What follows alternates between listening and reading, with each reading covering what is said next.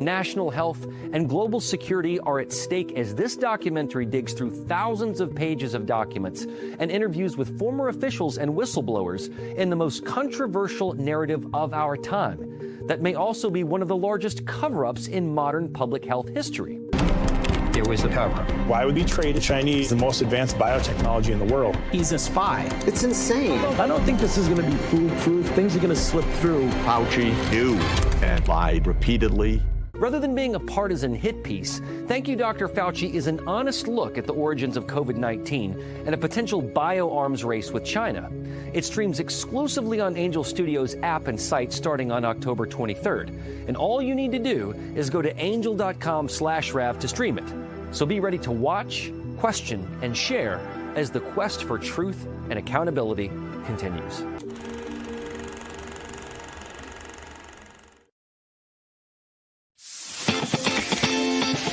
Patriots, it's time to gear up. Real America's Voice has an entire lineup of merch made just for you. We got some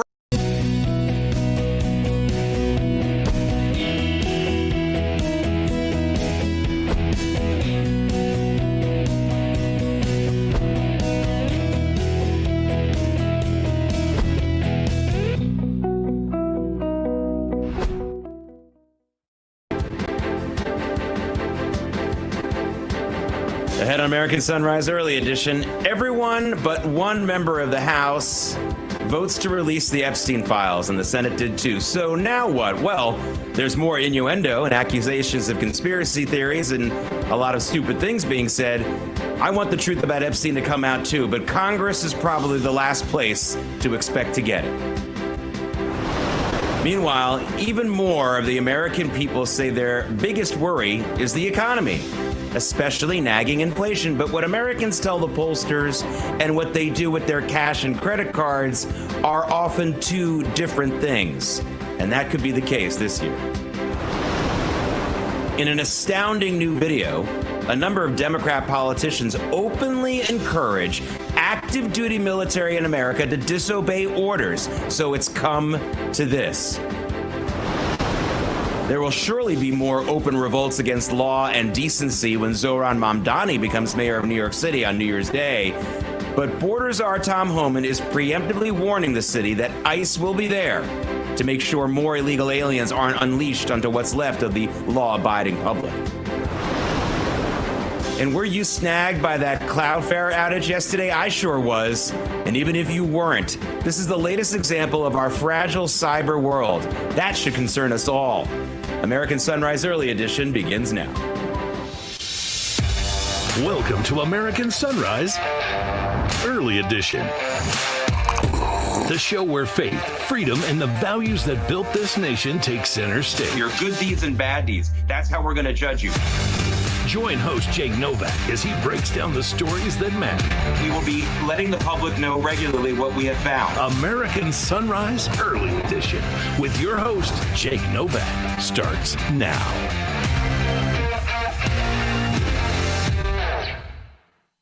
This is day one of our 1 day since our last Cloudflare outage here in America. Welcome to American Sunrise Early Edition. It's a Wednesday. I'm Jake Novak. At this time yesterday, things were crashing all over the place. So I'm grateful that that isn't the case this morning.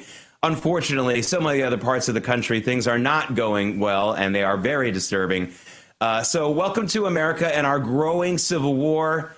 And what I am calling, I should patent this or whatever they call it, copyright it. Welcome to the Battle of North Carolina, because that is the state where we are having our first Manassas, if that's what you like to call it, our Battle of Bull Run, if that's what you like to call it. And to help us get a handle on that and some of the other things going on in this country and the growing civil war on many fronts is former Green Beret, former law enforcement officer and current podcaster, Matt Tardio. Matt, we started to scratch the surface of this last week, but we've really got to get into this more with you now. I'm calling the situation in North Carolina the hottest flashpoint right now in the war on the federal government. Look at this. This is the video that triggered both you and me. I mean, this is like the Blair Witch Project, but with the sunshine. Look at these insane protesters, clearly mentally ill, but paid, as you're about to tell us.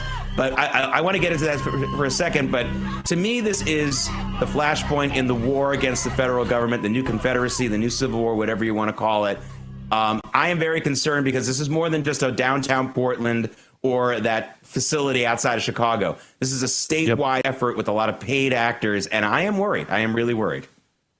Yeah, I'm with you, Jake, and it goes all the way up to the government office or the governor's office. And I saw a video yesterday even of a sergeant from I believe it was the Charlotte SWAT team that was talking with a independent journalist that was on the ground.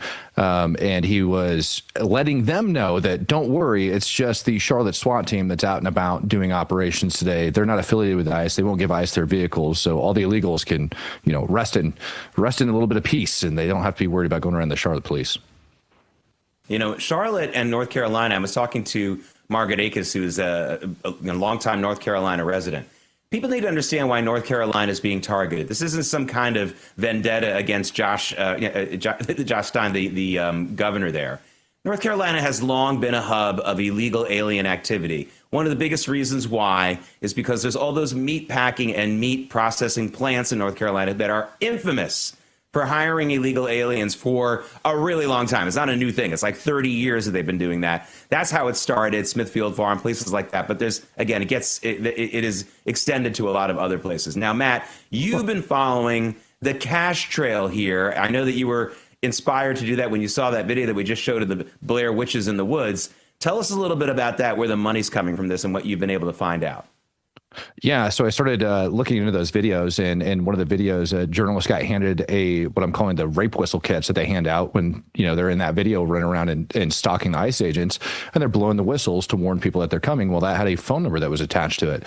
That phone number comes from a group called Comunidad Colectiva, and that falls under the 501c3 of the Carolina Migrant Network. Now, the co-founder of the Carolina Migrant Network, Stefania Ortega, she's actually, believe it or not, on a government Latino affairs council for the governor's office, and she's been there since 2023. They renamed it, and she got reaffirmed this last year. Now, that organization, the Carolina Migrant Network, the scariest part about it is they do operate a WhatsApp channel with over 12,000 users on it that doxes the location of ICE agents. They also collect money via ActBlue. ActBlue acts as their money collection platform that ends up then sending the money off to them. Now, probably the scariest part about this was after Miss Ortega ended up making her way up onto the governor's Latino Affairs Council, they ended up securing a $50,000 government-funded grant from the state taxpayers of North Carolina, and that made its way in there through the IOLTA, the North Carolina Interest on Lawyers Trust Accounts. They ended up getting that back in 2024. And why did they get that? Well, because they defend illegal immigrants.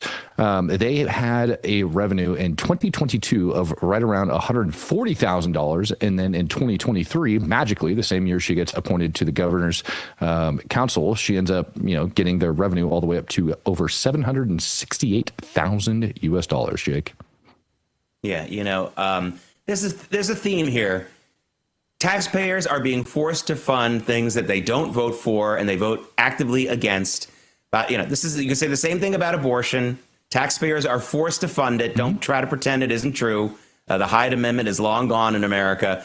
And that is where we really, the rubber really meets the road on these things. Now, speaking of that, Governor Greg Abbott in Texas has just declared CARE, which is also one of these tax-exempt organizations, so at least is indirectly getting incredible tax breaks, allowing to grow tax-free, to do all the things that CARE has been doing. It's been the mouthpiece for Hamas and for other groups like that in this country for a long time. Their connection to Hamas was established in a case in Florida many years ago. But in addition to that, now we just learned that CARE is sending $1,000 checks and has been sending $1,000 checks to a lot of the students who have been committing anti-Semitic protests on campus. Now Greg Abbott is saying that he's going to designate them as a terrorist group in Texas. There's going to be a lot of lawsuits there. I was interested in his response when CARE threatened to sue. He said, great, sue. Now we're going to get discovery of all of your funding sources if you sue. You might want to think twice, because the last time they did that, that's exactly what happened. We found out that they were connected to Hamas. I know you like this move, Matt.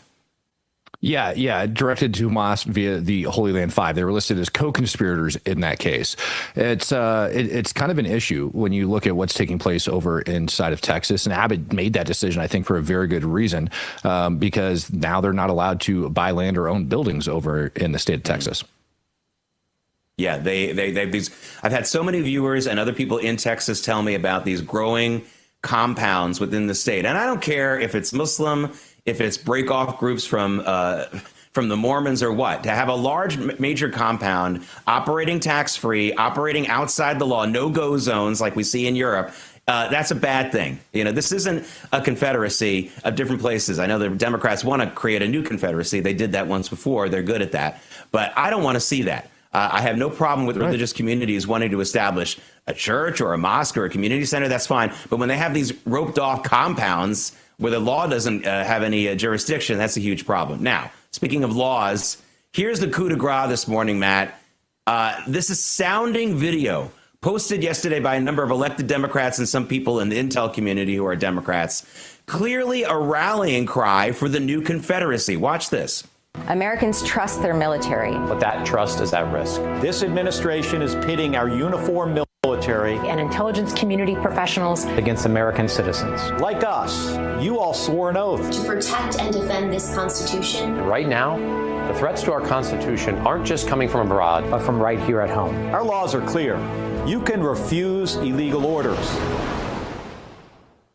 I mean, is this like the Jefferson Davis writing a letter to Robert E. Lee? We know you took an oath, but we need you down here in the South to defend slave-owning people. I mean, this is incredible. This video it's like as if they had a video of the Confederacy in 1860-61 writing letters to generals who had graduated West Point. That's what this would look like. And Matt, the telltale sign here is that they don't. Yeah, the telltale sign here is that they don't mention any specific order. They're basically saying be insurrectionist first. Question every order, be insubordinate first, and then get the details later. This is absolutely astounding. Yeah, it's because none of the orders given so far are illegal. And yeah, you can refuse illegal orders inside the United States military. As a matter of fact, you should. However, none of those orders are illegal. And when you brought up the South, Jake, I think you're absolutely accurate when you take a look over at North Carolina. And I mean, this is not something that's hidden from the public either. There's documentation on this about people that are being forced into labor. You know, when people think of human trafficking, they think of, you know, people getting caught and stolen and everything else, or prostitution. But the other thing that they're failing to realize is that they're also funding through human trafficking these forced labors that are taking place in some of these places where people are working for less than minimum wage. This is running cover for criminal activity.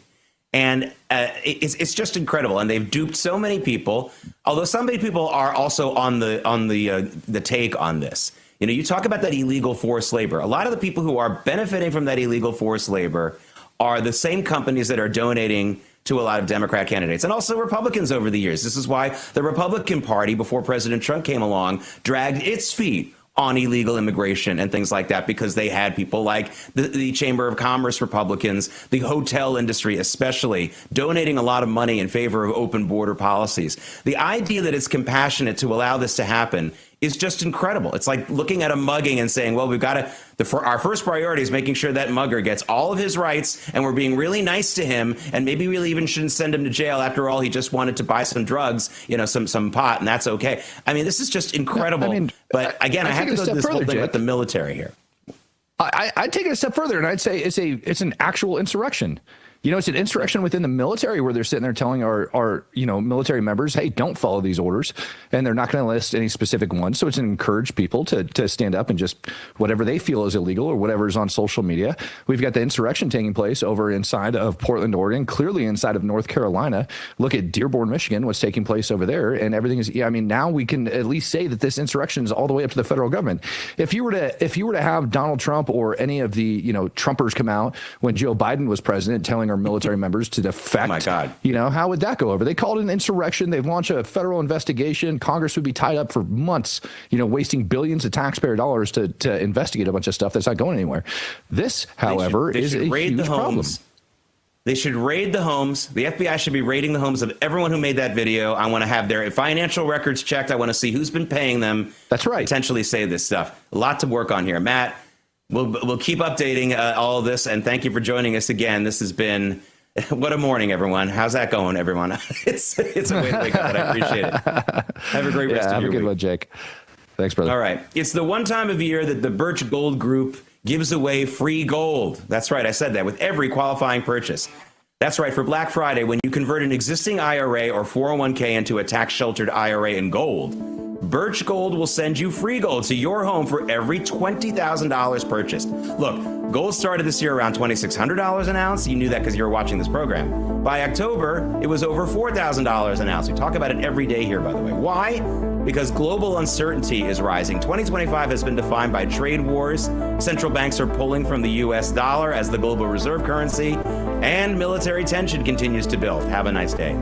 Gold thrives in times of uncertainty, and if you're looking to diversify your savings, Birch Gold can help you. Plus, now through November 30th, get free gold with a qualifying purchase. Just text America to 989898 to claim your eligibility for a free info kit on gold. But your opportunity for free gold with purchase ends on November 30th, so don't wait. Text America to the number 989898 for full details. Coming up, are Gen Zers getting screwed by corporate America?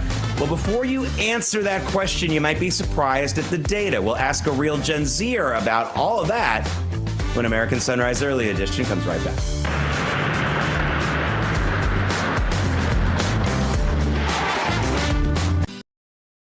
Welcome to Real America's Voice, Real Minute. Your quick look at the powerful stories of faith and freedom, inspiring audiences across the nation. Angel Studios presents. I'm Bo Davidson with your Real America's Voice, Real Minute. Did you ever wonder what truly happened in the COVID-19 pandemic and whether Anthony Fauci would ever be held accountable? I think we all have. Filmmaker Jenner Furst has an upcoming documentary that searches for truth, transparency, and accountability called Thank You, Dr. Fauci. Governments lie. Anthony Fauci put everyone on the planet at risk without their consent. It's beyond suspicious. Research caused a pandemic, killed 20 million, and cost $25 trillion. Fauci would prefer a lie. Public trust, national health, and global security are at stake as this documentary digs through thousands of pages of documents and interviews with former officials and whistleblowers in the most controversial narrative of our time that may also be one of the largest cover-ups in modern public health history. It was the cover. Why would we trade the Chinese the most advanced biotechnology in the world? He's a spy. It's insane. I don't think this is going to be foolproof. Things are going to slip through. Fauci knew and lied repeatedly. Rather than being a partisan hit piece, Thank You, Dr. Fauci is an honest look at the origins of COVID-19 and a potential bioarms race with China. It streams exclusively on Angel Studios app and site starting on October 23rd. And all you need to do is go to angel.com/Rav to stream it. So be ready to watch, question, and share as the quest for truth and accountability continues.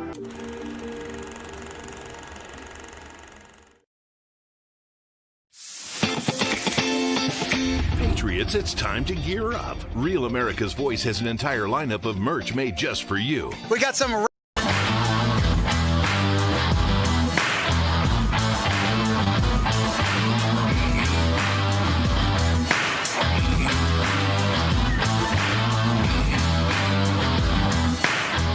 It's a live look at Washington, D.C. Welcome back to American Sunrise Early Edition. Special welcome to all of you watching and commenting on the Getter and Rumble chats and X and Substack. By the way, everyone, I am a Southerner, born in the South, raised there until I got around high school time. For those of you wondering why I was making fun of Jefferson Davis, look, he was a lousy president, let's be honest. And also, folks, for those of you thinking that my gold comments are off, this show actually began on December 17th. 2024, not in April. So for those of you watching, I've been watching that rise in gold every single day on this program. Hey, a new study shows that Gen Zers in America are actually doing pretty well when it comes to their salaries, especially in corporate America. They're doing better, even when you adjust for inflation, compared to the generations ahead of them. But as we bring in a real Gen Zer herself right now, our favorite Gen Zer on this program, Emily Finn, here's the catch. Those increased salaries are not keeping up with the increased costs of housing.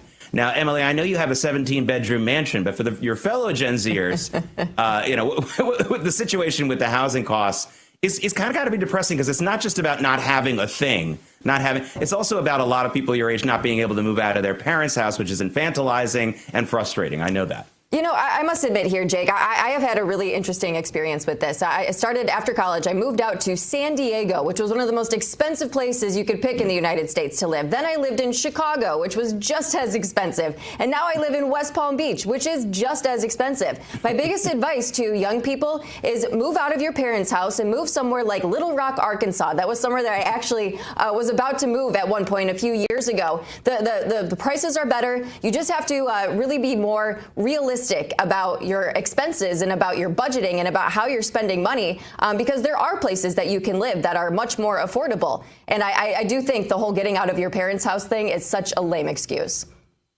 Yeah, well, I mean, people have to do it.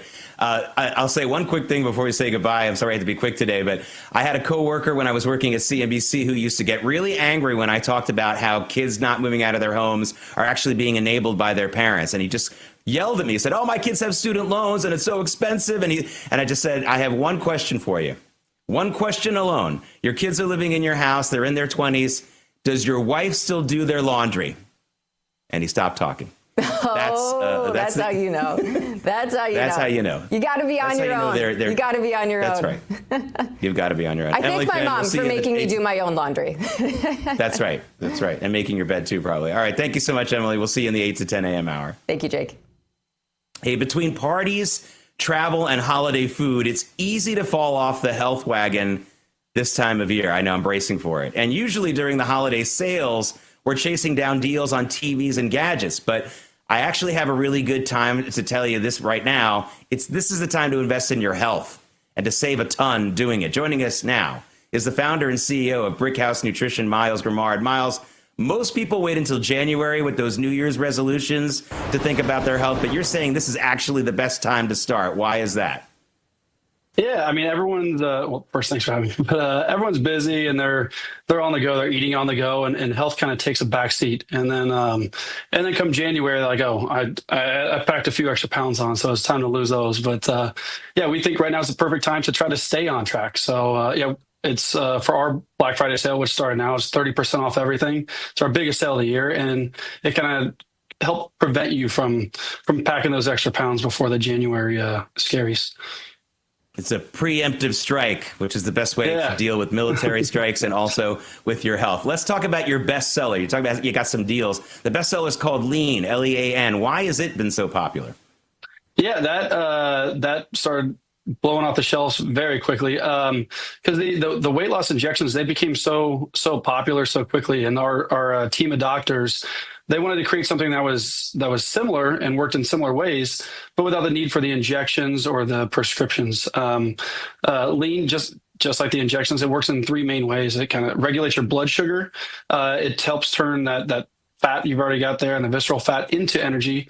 And then it also helps control cravings and your appetite. So, which is very helpful this time of year. Yeah, I like your counter marketing against all the injections. You know, I don't want to do a whole breakdown into that, but I love the fact that people are like you are offering an alternative to that, even as everyone I know seems to be on these injectables. I'm glad you've got an alternative. Now, you also have a brand new product called Creatone, not Creation, Creatone. Now, this one is specifically for women. Is that correct? Yes, it is. I mean, for years, the men have been enjoying the benefits of creatine, and the main one, you see someone jacked up, oh, it must be on creatine, but there's a lot of other benefits to it for your brain, bone, and especially for, it's actually women. A lot of studies show get a lot more benefits than men do from creatine because they're actually a little bit more deficient. And so the doctors at Brickhouse Nutrition, our team, came up with it's called Creatone specifically for women, and it helps tone the muscle, but they added it's a pure creatine combined with other patented ingredients that really help the female audience get additional benefits for it with whether it's the bone health, hormonal health, brain health. And it's one of those products that, yeah, men can take it too, but it's specifically designed for women to give them even the additional benefit. And it helps tone the muscle a lot without, crazy extra time in the gym. Yeah, it's a product that women should be taking as well. And this is one designed for them.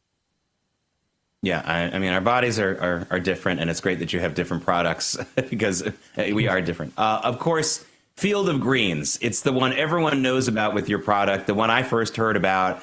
And I heard it was part of an Auburn bioaging study. I know Auburn football isn't doing that well this year, but I think their study did pretty well with you. Tell us a little bit more about that.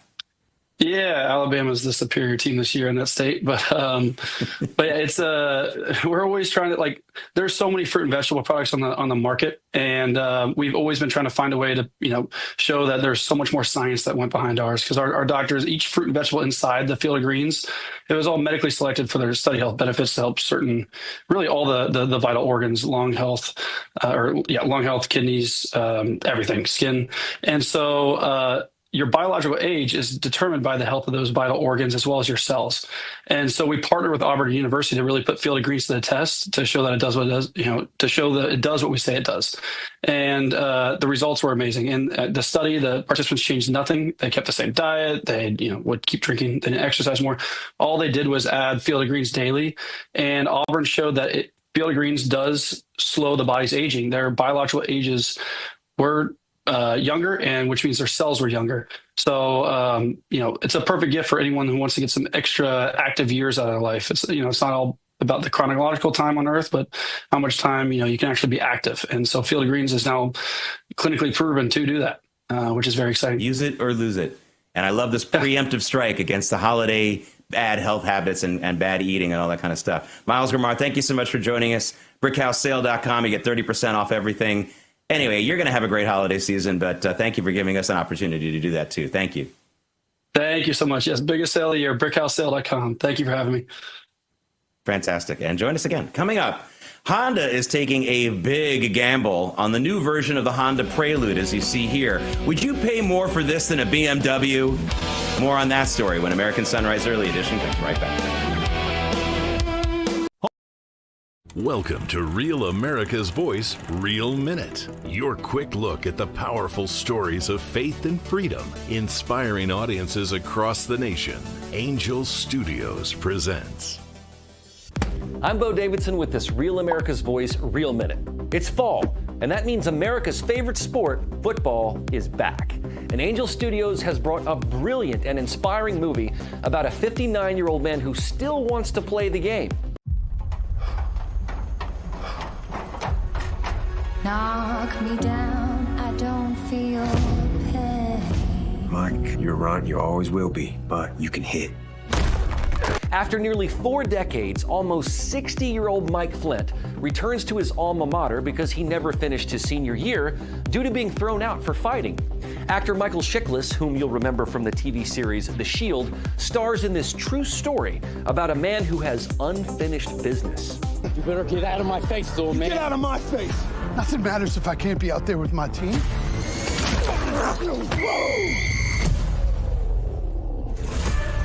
He has a chance to redo his senior year. Flint believes that we aren't defined by our successes, but by our regrets. And he says he's had a lot of them, as a teammate, as a husband, and as a dad. The senior reminds us that it's never too late to get in the game and turn things around. You can watch The Senior by going to angel.com/Rav and joining the Angel Guild, a community of like-minded viewers who want to see superb quality content. So get back in the game, relive your dreams, and head on over to angel.com/Rav.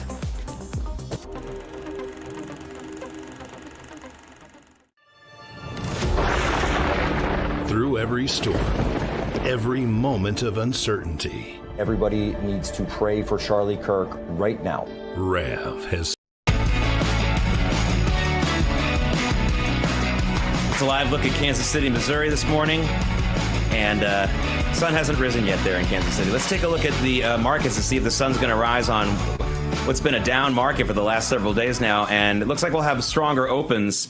But as you can, I want to tell you, we're really going to be potentially treading water all day because NVIDIA, the NVIDIA market, NVIDIA dominates this market. They're coming out with their earnings report after the closing bell today. So a lot of investors won't want to be taking too many big bets. Let's take a look at Bitcoin. It's been in the news well below 100,000 the last few days, and there it is. Still at $91,000 for Bitcoin. So there you have it. Hey, ladies and gentlemen, start your engines.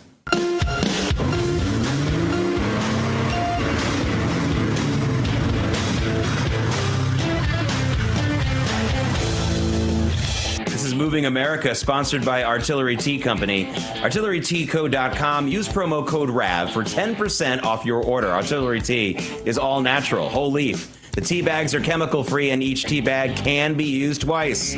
Artillery Tea Company is family and veteran owned and operated, and a portion of your purchase goes to help veteran and first responder charities. ArtilleryTeaCo.com, promo code RAV for 10% off your order.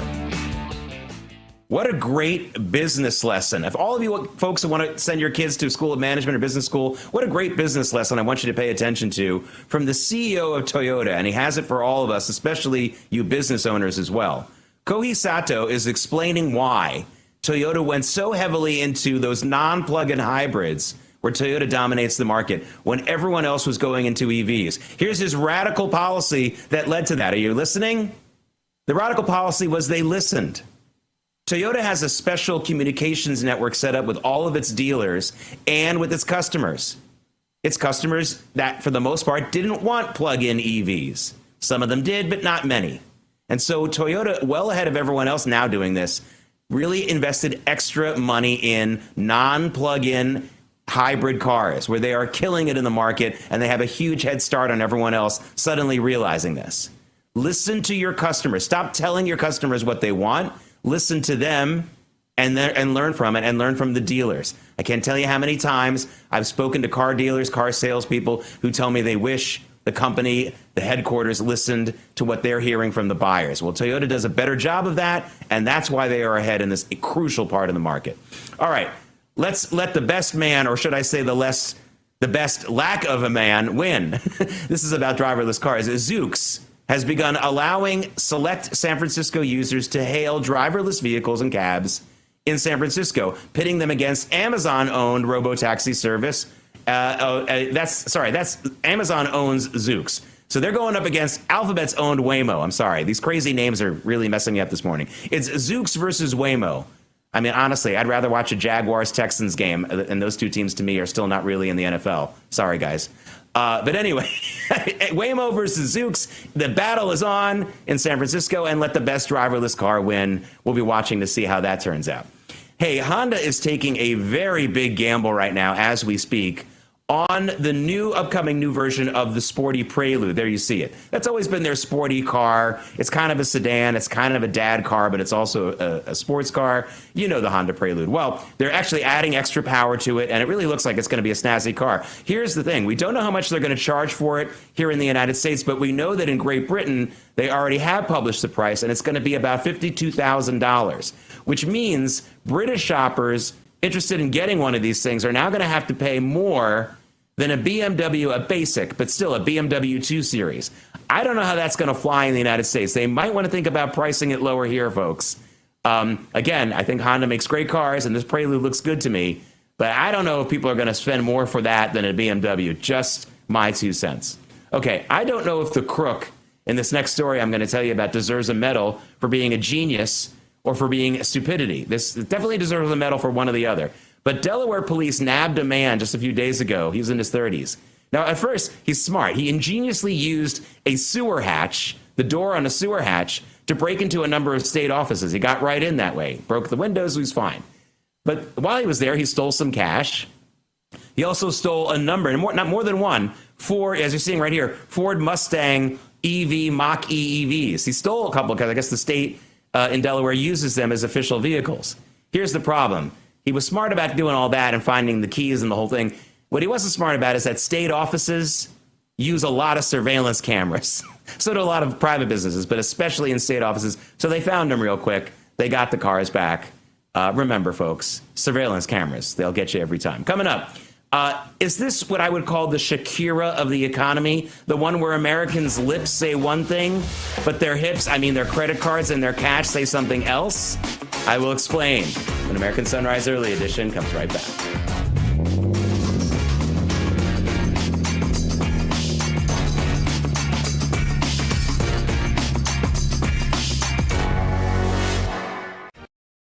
Welcome to Real America's Voice, Real Minute. Your quick look at the powerful stories of faith and freedom, inspiring audiences across the nation.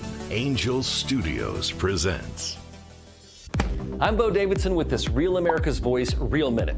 It's fall, and that means America's favorite sport, football, is back. And Angel Studios has brought a brilliant and inspiring movie about a 59-year-old man who still wants to play the game.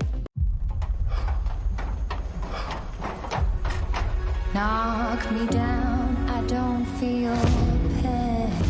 Mike, you're right, you always will be, but you can hit.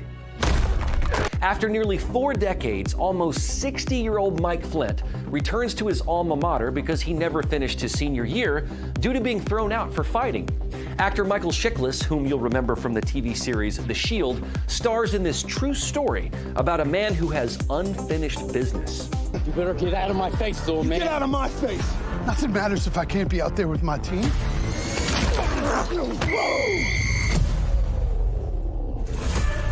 He has a chance to redo his senior year. Flint believes that we aren't defined by our successes, but by our regrets. And he says he's had a lot of them, as a teammate, as a husband, and as a dad. The senior reminds us that it's never too late to get in the game and turn things around. You can watch The Senior by going to angel.com/Rav and joining the Angel Guild, a community of like-minded viewers who want to see superb quality content. So get back in the game, relive your dreams, and head on over to angel.com/Rav.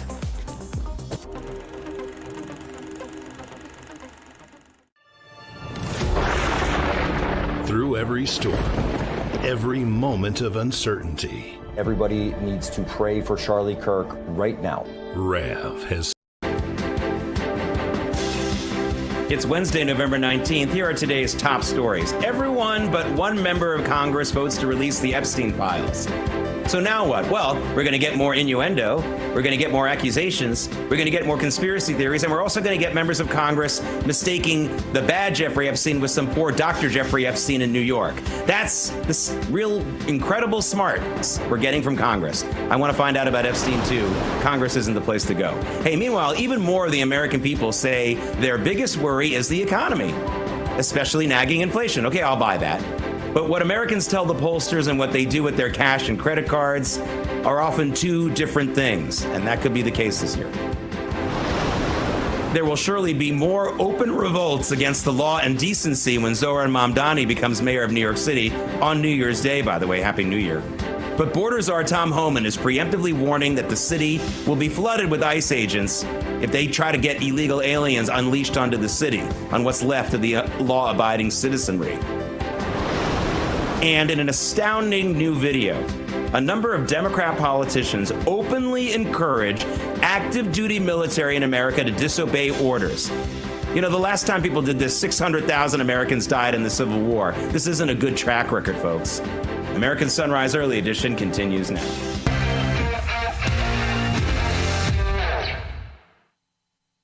Welcome, everyone. It's a Wednesday here in American Sunrise Early Edition. Yeah, I'm sorry if I wasn't a fan of the first Civil War, folks. 600,000 people died. That really wasn't a good result. Just, spoiler alert. I don't want to see another one, but what's going on in North Carolina right now, what's going on with these Democrats encouraging active duty military to disobey orders, sounds eerily like asking Robert E. Lee to resign his commission in the Union Army. And that, we know how that ended up, by the way. Not good. But let's talk about the economy right now, because according to all the polls, that's the most important thing to the American people. And that, it makes most sense.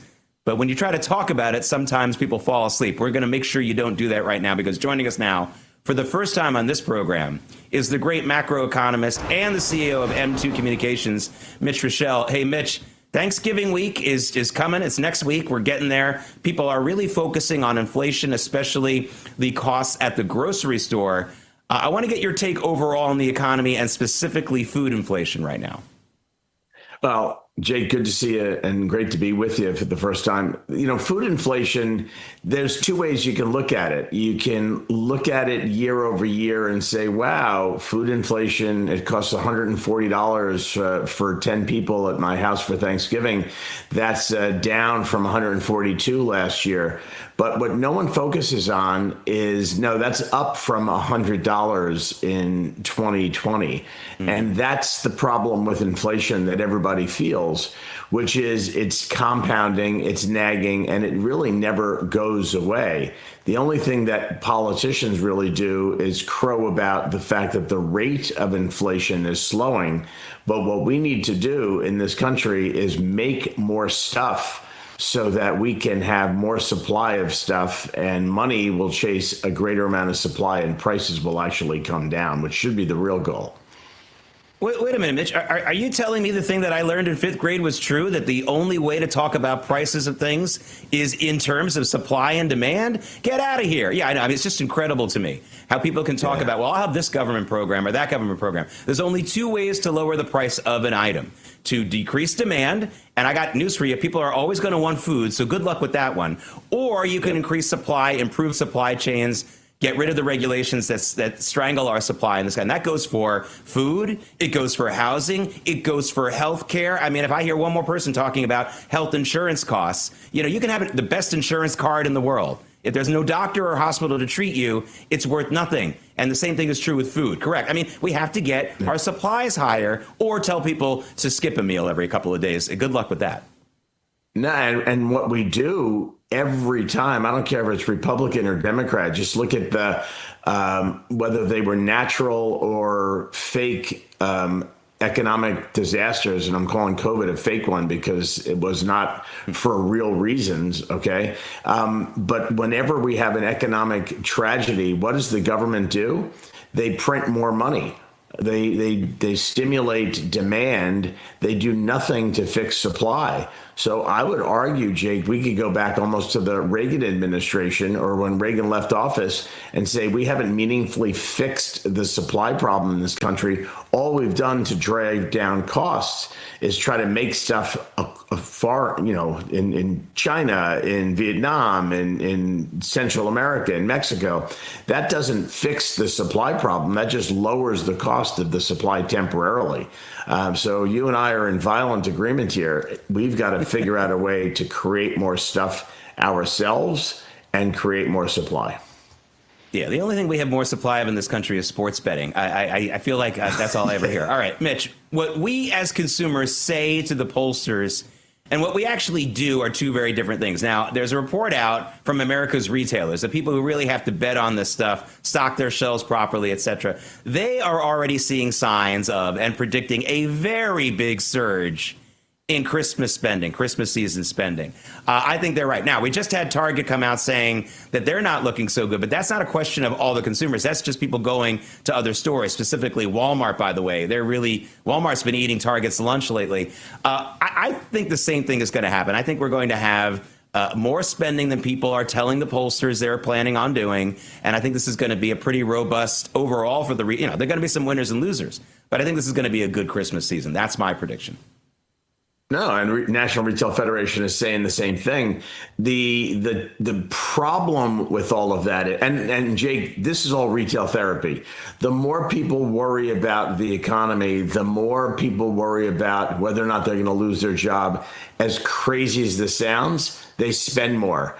And how are they spending more? On credit cards. And the thing that really worries me most about our economy is debt, whether it be our national debt, whether it be student debt, but really regular old retail credit cards. The percentage of GDP that is borrowed in this country by the consumer in the form of credit cards is staggering. And so I'm not surprised at all. Disney can keep raising the price of going to the theme park to, $10,000 for a family. People throw it on their credit card and worry about it in the future. Mitch, it definitely seems like the White House is trying to really focus on this. No one can say that the Trump administration isn't in tune with this. You might take some issue with what they're trying to do to fix it. But we've had the president of the United States rescind or cut some of the tariffs to try to get some of the food prices down. They are working on many ideas about getting housing prices down. Again, you and I and people who are, who are really involved in these kinds of things can take issue with some of the policies. But, I guess in politics, it's the old Bill Clinton line. I feel your pain. If you have a president and an administration that admits that, hey, people are still dealing with high costs, and yes, it is mostly the Biden administration's fault, but they're not using that as an excuse. They're just reminding people of that. I like the fact that the administration is trying. How about you? I mean, do you like some of the things they're trying to do, or do you think they should try some other policies? Well, compound question. Yes, they should try other policies, but I also like what they're trying to do. And it goes back to what you and I were talking about earlier. These are all supply side solutions, as opposed to what Democrats typically do is demand side solutions. OK, we're not subsidizing people buying homes, which only drives up the prices of homes. We're trying to create more supply. Whether it be a 50-year mortgage, not a fan of it. Whether it be the portability and assumability of mortgages, I'm actually a fan of that. And if we get into the weeds, I think the push to deregulate is probably the biggest thing. What I would do, and I've been saying it on a lot of networks, so I'll say it here. I may have to drive up I-95 and drop in Mar-a-Lago and tell them this. But I think what we need to do is get the president on like January 3rd to get 50 governors in a room in Washington, D.C. and say, we have an affordability problem in this country as it relates to housing. And the cleanest way to fix that problem is to deregulate. And every state in this country needs to limit the amount of regulations that preclude the creation of new housing. It's going to lower the price of new housing, and it's going to pave a way for us to create more housing. And I'm not talking about big home builders coming in and buying tracts of land. I'm talking about entrepreneurial home builders who buy one lot, build one home, sell that home, buy another lot, build another home. That's really the way that homes get built in America. Yeah, and President Trump can shame those governors into doing that by allowing the building of, again, and I love that you talk about, individual home builders doing this and not huge construction conglomerates or whatever, because, there's a lot of federal land in this country. It's not all Anwar or someplace out in Wyoming. Yeah. Everywhere across, for example, the Eisenhower highway system. And there are some parts of this country where it's desirable to live near the main highways. People who, for example, in Manhattan live along the West Side Highway. That's federal land, folks, and I can get individual investors to want to build one apartment building or even some houses on there without any of your state regulations, and look how well they do, and they won't be donating to your party, Mr. Governor, and that might work. That pitch might work. I like that idea. Meanwhile, Mitch, we've been in a sell-off in the markets the last few days. Viewers of this program know that I have nothing against companies like NVIDIA, a wonderful company, great. But what I don't like is when the markets are so pushed by one company alone. NVIDIA, just the last 5 days, is down 6%. And so the Nasdaq's down about the same exact amount. And the S&P 500, which is supposed to be this big, broader market, is down about 4% because of NVIDIA. I don't like when one company tilts the market so much. And of course, everyone's on tenterhooks because NVIDIA is going to be announcing their earnings, their money report card at the end of trading today. Talk about supply. I like a supply of more companies that move the markets. That's my plea. Yeah, no, we all do. And, what happens is NVIDIA has become this bellwether for the broader AI sector. If we go back to the .com bubble that burst, anything that had .com in it got money thrown at it. And there wasn't one bellwether. I guess Google perhaps was, or Yahoo was at the time. One name that you barely hear and one name that's changed its name. But NVIDIA really is the bellwether for the entire AI sector. And it's not just the report card in terms of the last quarter's earnings. It's what management says about the outlook for the future. Right. And there's also a geopolitical story buried in there in terms of, whether or not China is playing ball and allowing NVIDIA chips to be used in China. So the market's really, been for the last week in this big wait and see mode. And we'll see what the earnings are. My guess is the earnings will be phenomenal. That doesn't necessarily mean that the market's going to take off again like a rocket ship, because what happens is the expectations get you made a sports betting metaphor before. And what I'll say is, NVIDIA may win, but they may not cover the spread. And we'll see what happens with the earnings today. Yeah, that's a great way to put it. But I'm so sorry for the tightrope that this administration has to walk. Yeah. We want to save our intellectual property. We want to save our national security. At the same time, if we cut off the sales of our big companies like this, we're going to hurt the markets. It's really a tough situation. But at some point, America has to not be for sale. Mitch Rochelle, thank you so much for joining us. Have a great rest of your week. You bet, Jake. You too. All right, coming up. Where are we now when it comes to the Epstein Files case? David Brody and I will discuss when American Sunrise Early Edition comes right back.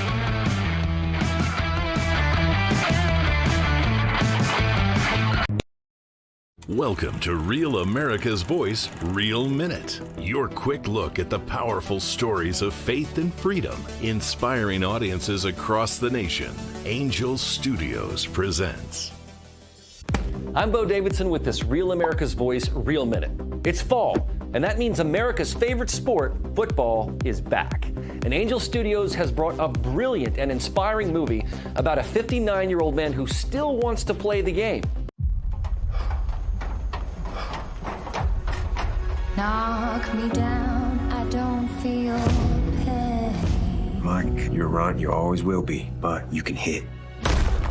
After nearly 4 decades, almost 60-year-old Mike Flint returns to his alma mater because he never finished his senior year due to being thrown out for fighting. Actor Michael Chiklis, whom you'll remember from the TV series The Shield, stars in this true story about a man who has unfinished business. You better get out of my face, little man. Get out of my face. Nothing matters if I can't be out there with my team.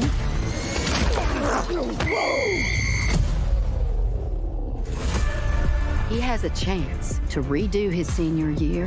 Flint believes that we aren't defined by our successes, but by our regrets. And he says he's had a lot of them, as a teammate, as a husband, and as a dad. The senior reminds us that it's never too late to get in the game and turn things around.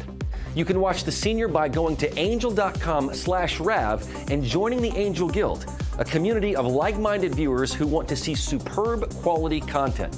So get back in the game, relive your dreams, and head on over to angel.com/Rav.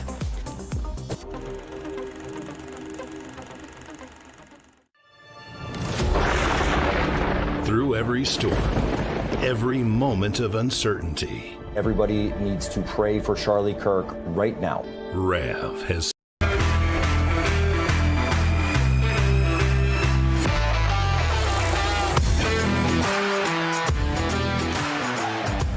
That's the bridge to Cincinnati this morning here on American Sunrise Early Edition on this Wednesday.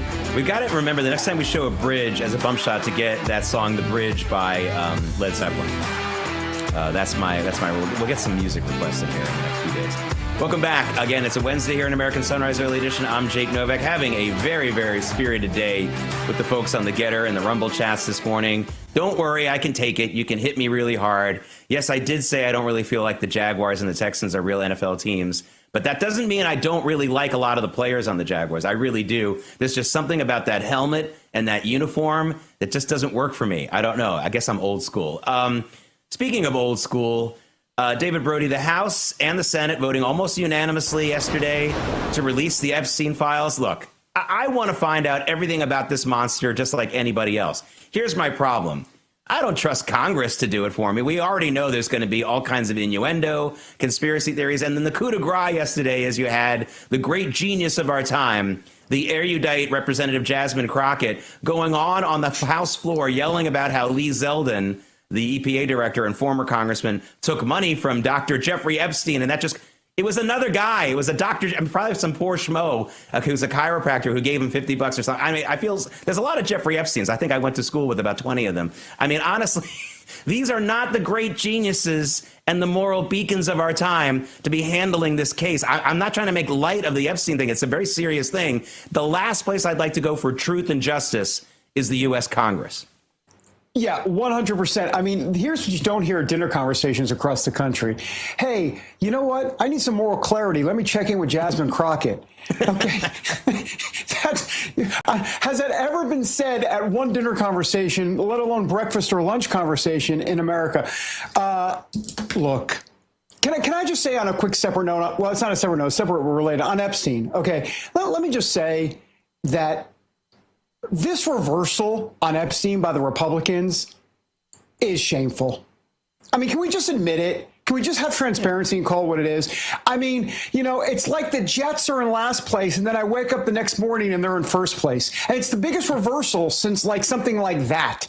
How did it go from Trump and Johnson and everybody didn't want to touch this discharge petition, and then it was 421-1, and then unanimous consent in the Senate? Seriously, Jake, I mean, can we call that out?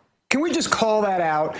I don't know. I feel like as conservatives, we need to do more calling stuff out, which we do from time to time, but I feel like we need to do it even more, and this is a great example of it. But look, in terms of Congress and moral clarity, you have Massey, and don't get me started on Tom Massey in terms of railroading the Republican agenda, okay? So I'm putting that aside for a second. But he does say that if the DOJ doesn't release some of these names or it's a bunch of redacted mumbo-jumbo, he's going to go to the House floor and start reading the names of those that are involved in the Epstein list. I just want to make sure I have that right. He actually says, let me just tell you, hang on, sorry, I'm doing some real-time.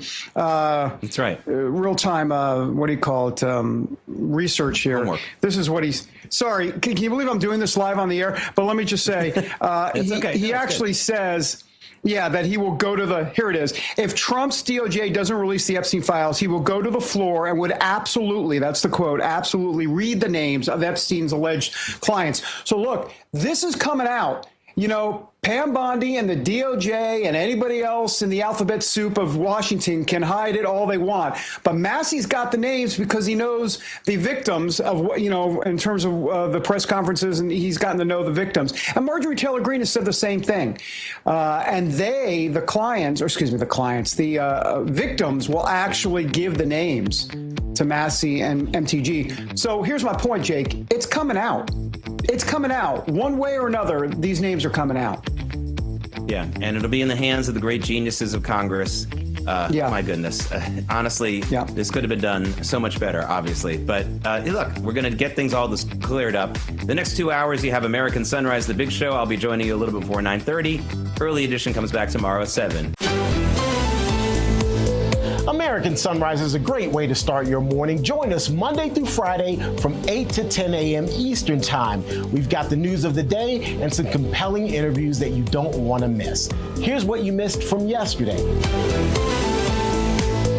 The House is set to vote on releasing all of the Epstein files today. President Trump even doubling down on that. He said last week, release it all, and then just yesterday, he went back on the cameras and said it again. This is an interesting conundrum for the president as he wants to keep the focus squarely on the business that's being done, but there are obviously people who want this information to be released so they kind of know who may have been involved and how to move forward. This was a whole thing where they didn't want the White House didn't even want to vote, and now all of a sudden we're going to get over 100, probably a couple hundred Republicans. We'll ask Congressman Mark Alford in a second. I think it's going to be pretty unanimous on the Republican side. So it's gone from let's move on and not even do this to the point where President Trump's going to sign this bill into law. It's just a fascinating reversal. Congressman, we've been talking about this for weeks with you. It sounds like this day is finally here. Can you confirm this report? How will you be voting? And will this finally once and for all put this behind us? I advocated for full transparency early this summer in July. The president came out in, I think, mid-July and told Pam Bondi to release this information. On September 3rd, we voted in the House on another bill to release this information to get it over to the Oversight Committee. That's what the Justice Department did. This has been going on way too long. The Democrats proved just last week that this is a political stunt for them. They are trying to create a distraction for the administration to slow the America First agenda. I would imagine that chests are a little puffed out there in the White House after the United Nations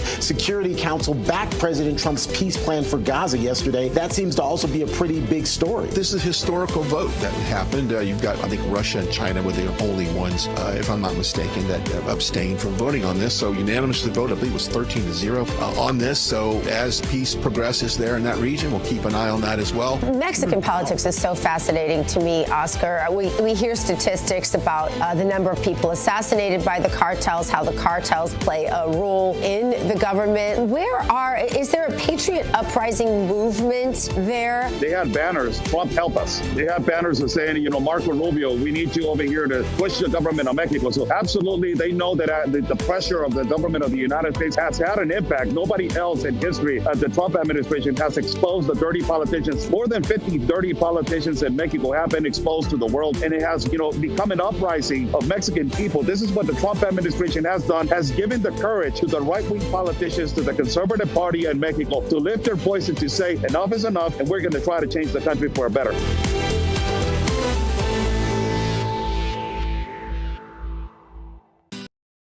Welcome to Real America's Voice, Real Minute. Your quick look at the powerful stories of faith and freedom, inspiring audiences across the nation. Angel Studios presents. I'm Bo Davidson with this Real America's Voice, Real Minute. It's fall, and that means America's favorite sport, football, is back. And Angel Studios has brought a brilliant and inspiring movie about a 59-year-old man who still wants to play the game. Knock me down, I don't feel pain. Mike, you're right, you always will be, but you can hit.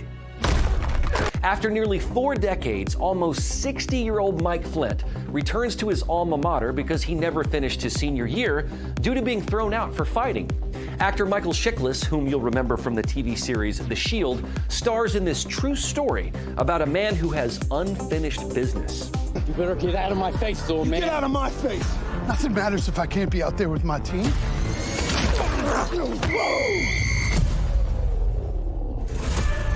He has a chance to redo his senior year. Flint believes that we aren't defined by our successes, but by our regrets.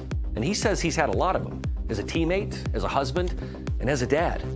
The senior reminds us that it's never too late to get in the game and turn things around. You can watch The Senior by going to angel.com/Rav and joining the Angel Guild, a community of like-minded viewers who want to see superb quality content. So get back in the game, relive your dreams, and head on over to angel.com/Rav.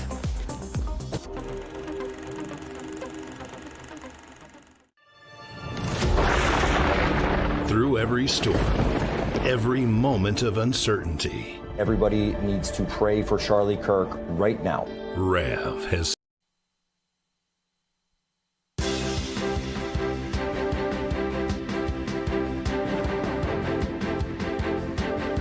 Ahead on American Sunrise, the votes are in, and the bill to compel the Justice Department to release all of the Epstein files is expected on President Trump's desk today. Ahead, the one Republican congressman who voted against the measure. Plus, the U.S. has a brand new ally following President Trump's meeting with Saudi Arabia's Crown Prince. So what other deals were reached? We'll have the details for you ahead. And then later, the blame game. Find out who Los Angeles Mayor Karen Bass is now blaming for some of the issues in her city. Those stories and so much more right now on American Sunrise. Good morning, America.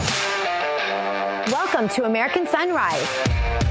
Whether it's culture, we have breaking news to share with you. Politics. President Trump is joining us live now from Florida.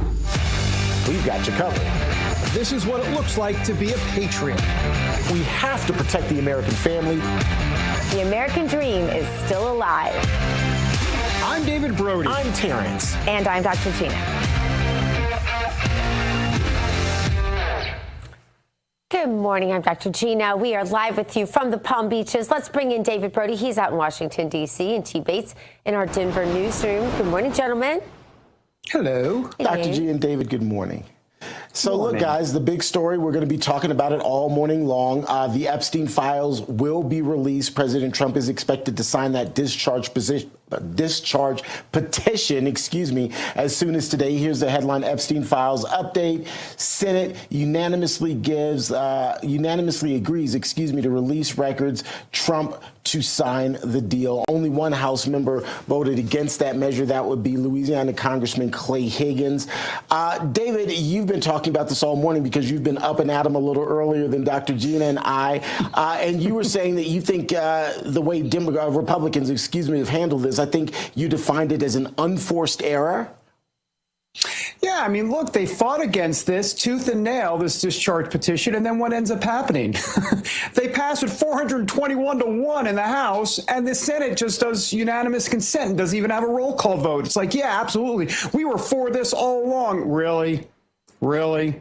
Okay, whatever. Knock yourself out. Look, to me, Gina, what's going to be interesting at the signing ceremony today with President Trump, I say today, we assume it's today, because we'll ask Brian Glenn about that when he comes up later. If those Epstein victims will be there at the signing ceremony, I hope he does that. I mean, I think that would be a strong visual and kind of put a final, I say a final, it's not going to be a final stamp, but definitely a stamp on what has just happened. Yeah, well, let's just say if I were working in President Trump's office, which I'm not, and advising him, I would advise against that, even though I agree with you, David. The optics are important, but I think there's too much room. There's too much hostility. There's too much lack of trust on all sides. I don't know. I think I could. You mean from the Epstein victims? You got concerned about what some of the stuff they've said? Got it. Yeah, a little bit. Now, listen, Trump's favorite thing in the world is to take an enemy and make him his friend. And I'm not saying these women were his enemies, but I'm saying they were distrustful of him and have said some unkind things. If there were a little more time lapse than today, if it were maybe next week or the week after, then I could maybe see it. But I don't see that happening today. That's just me. I could be completely wrong. I think that's really astute. I think that's very interesting. So that's my thought. Bottom line is, glad it's happening. I hope this gives them some closure that they deserve, these families. If you watched the entire press conference, which we didn't get to watch yesterday, it was absolutely heart-wrenching. So many of these women are dead, and they're dead as a direct result of what happened to them, whether it's suicide or whatever. Some of them were just disappeared. So I really do hope and pray for the sake of the family and for the women who are the victims, that they do get some closure one way or another.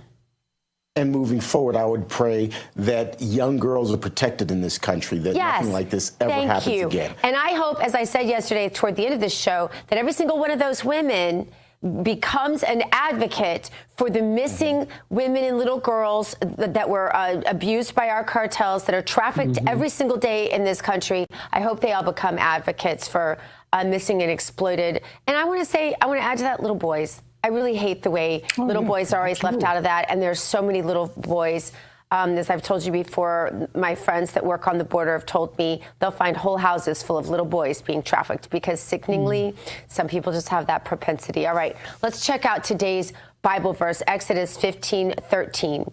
You in your mercy have led forth the people whom you have redeemed. You have guided them in your strength to your holy habitation.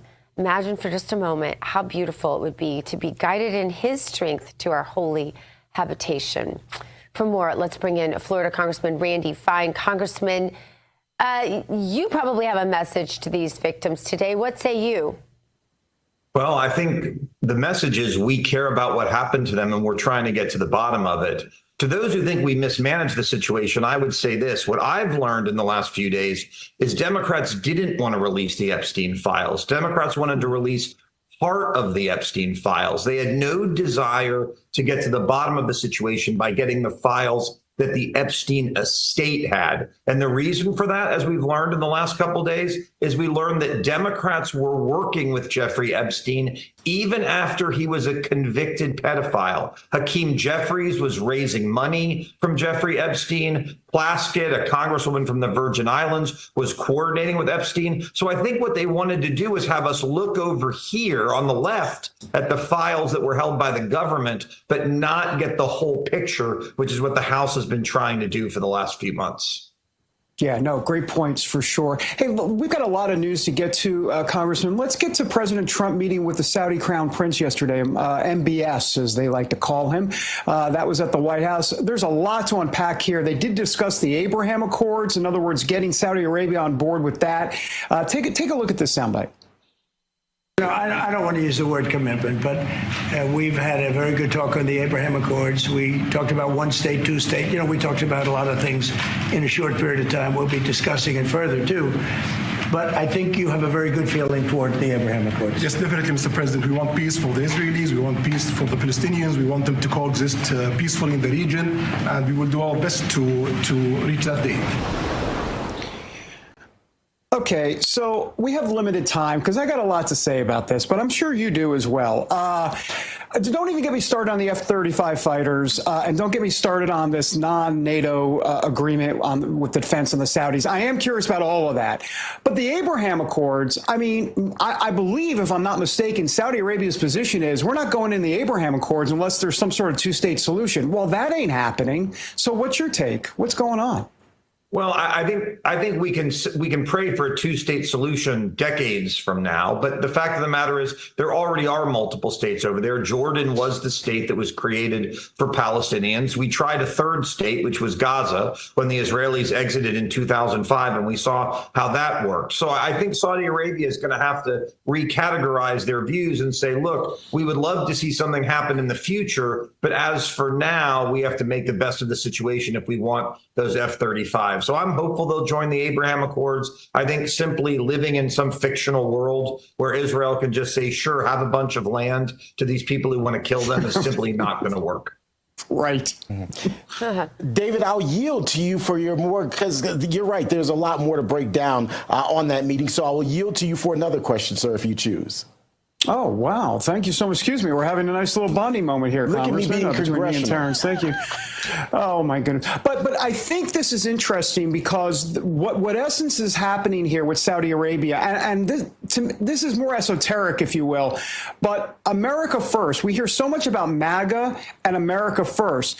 This is a good example to me of what President Trump means by MAGA, because he's getting something from Saudi Arabia. In other words, what's good for America? And we're hearing about $1 trillion worth of money coming in with Saudi investments. And kind of that's the trade-off, right? But the America First crowd, I'm thinking of Marjorie Taylor Greene and others, are saying, well, look, we don't want to deal with any of these folks at all. And, you know, that shouldn't be part of the calculus. And I think that's the difference between kind of an America First approach and a MAGA approach. I think there's a difference here. President Trump is like, hey, we're getting something out of these countries. What's your take?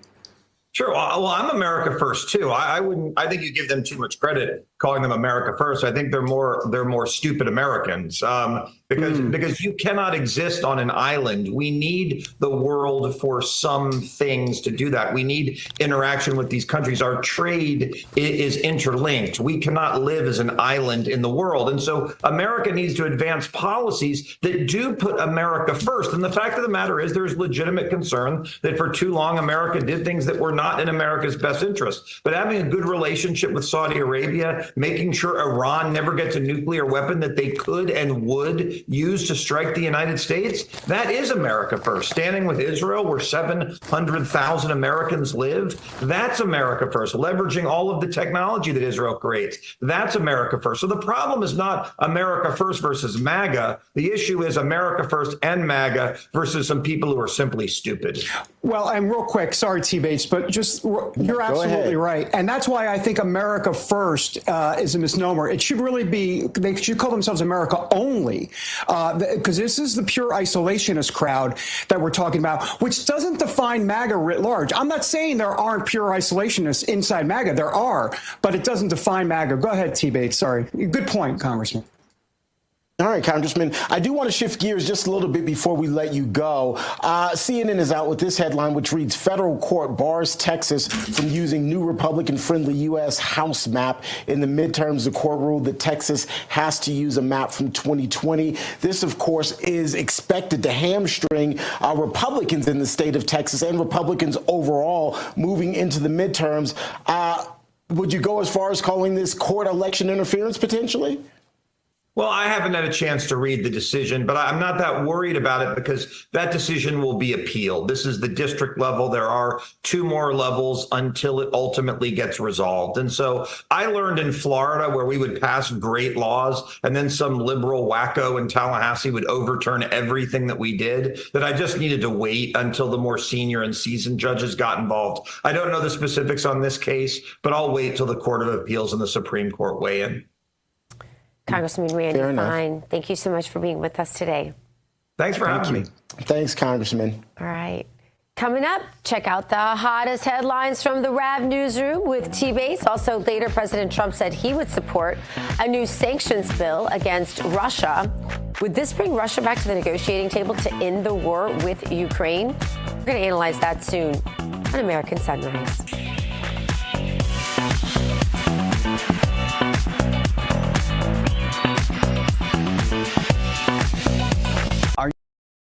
Welcome to Real America's Voice, Real Minute. Your quick look at the powerful stories of faith and freedom, inspiring audiences across the nation.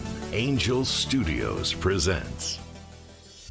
I'm Bo Davidson with this Real America's Voice, Real Minute. It's fall, and that means America's favorite sport, football, is back. And Angel Studios has brought a brilliant and inspiring movie about a 59-year-old man who still wants to play the game. Knock me down, I don't feel pain. Mike, you're right, you always will be, but you can hit. After nearly 4 decades, almost 60-year-old Mike Flint returns to his alma mater because he never finished his senior year due to being thrown out for fighting. Actor Michael Chiklis, whom you'll remember from the TV series The Shield, stars in this true story about a man who has unfinished business. You better get out of my face, little man. Get out of my face. Nothing matters if I can't be out there with my team.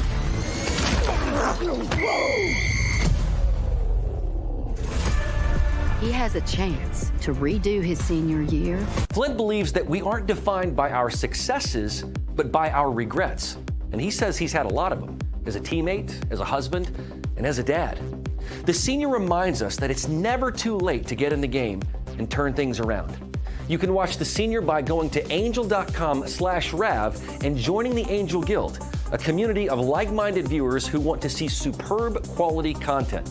So get back in the game, relive your dreams, and head on over to angel.com/RAV.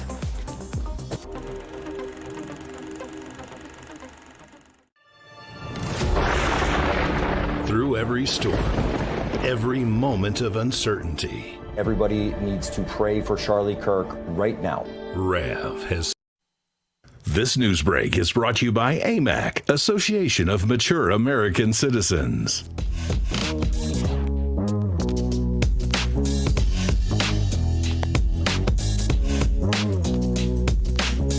Pittsburgh, PA. Love Pittsburgh, actually. Been there many times. Welcome back, everybody, to American Sunrise. I'm David Brody. Coming up, our sanctions going to be placed on Russia. President Trump is saying at this point, absolutely.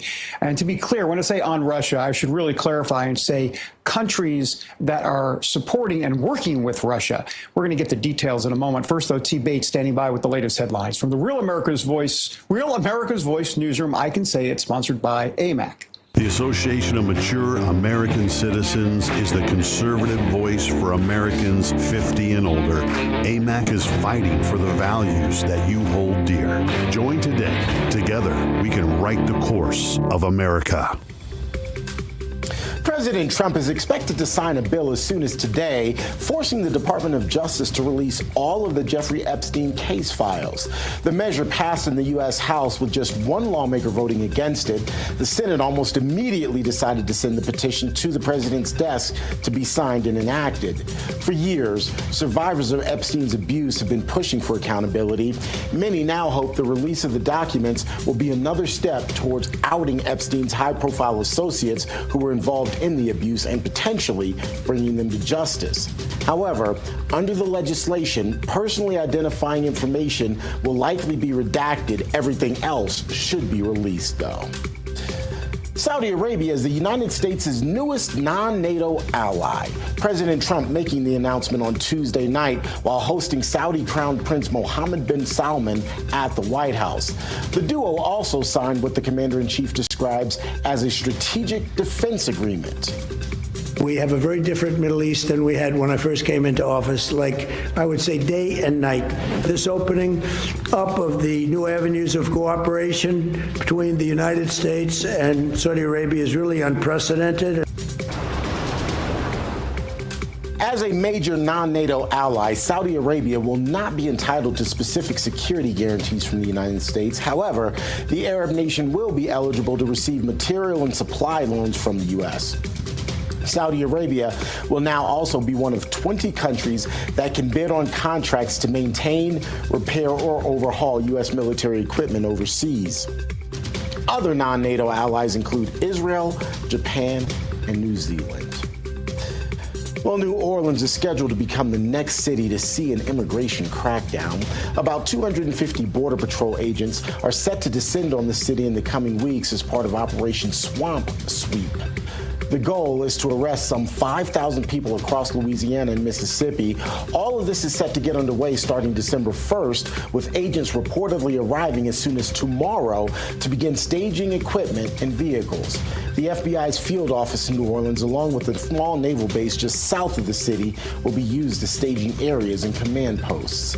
The New Orleans effort expands on operations already happening in Chicago, Los Angeles, and most recently Charlotte, North Carolina, just to name a few of the cities that have been targeted. That's a quick check of your headlines. We'll, of course, have more headlines coming your way momentarily. But first, let's get a quick check of your forecast with Weather Nation's Tracy Anthony. Also, we're going to put up our QR code that you can scan and join our Weather Nation team. You'll see that here in short order. There you have it right there. All right, let's check in with Tracy. Tracy, good morning. So you and I typically talk in the morning before we do our hits. And I have to say, I'm awestruck. Snow in Hawaii? What? Yeah, you know, it's kind of crazy. People don't always think of it, but it actually happens about 5 to 8 times a year. But it's kind of crazy. It's happening before Denver gets their first snow. So you can see whiteout conditions. This was on the summit of Mauna Kea. I hope I'm saying that right. My sister lived on Maui for a few years, but it's a little too early to call her to see if she can, you know, make sure I'm saying this accurately. But they had about 4 inches. So they had winter weather advisories throughout the day yesterday. Now, we have a couple other big weather stories across the country. One of them is the Central Plains then. Columbia, Missouri, hail and rain. This was just round 1. We're going to be bracing for more severe thunderstorms and actually the potential for flooding here over the next couple of days. And the flooding potential is starting today down in Texas. And you may notice Kerrville. Kerrville is hill country in Texas, and this was the area that was impacted extremely hard over the 4th of July weekend. So now they're under flood watches well through Friday. So Terrence, we're going to be watching this area pretty closely. They could pick up 3 to 5 inches of rain over the next 3 days. So definitely a big story. And hey, we also want to make sure we get in some hometown forecasts today as well. Absolutely. Looking forward to that in our second hour. Prayers going out to the folks over in the hill country, Kerrville. Obviously, they're still trying to recover from this summer's flooding and now dealing with more of that. We'll check in with you next hour for that hometown forecast. If you're one of our lucky viewers, it might be just for you. Go on to our social media platforms, Getter, Rumble, as well as YouTube. Let us know where you're hanging out, where you're watching, and you never know, you may be on Tracy's list for that hometown forecast. Up next, though, Iran says it is peaceful and its peaceful nuclear program remains intact despite the United States and the Israeli airstrikes on those nuclear sites. So what needs to be done on this? We'll have expert analysis ahead. Right now, though, a quick look at this day in history.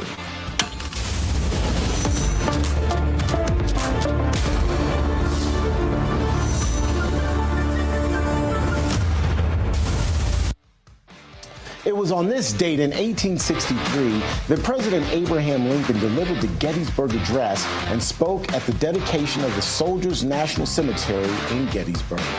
In just a few minutes, he recast the Civil War as a battle for liberty and equality, calling for a new birth of freedom.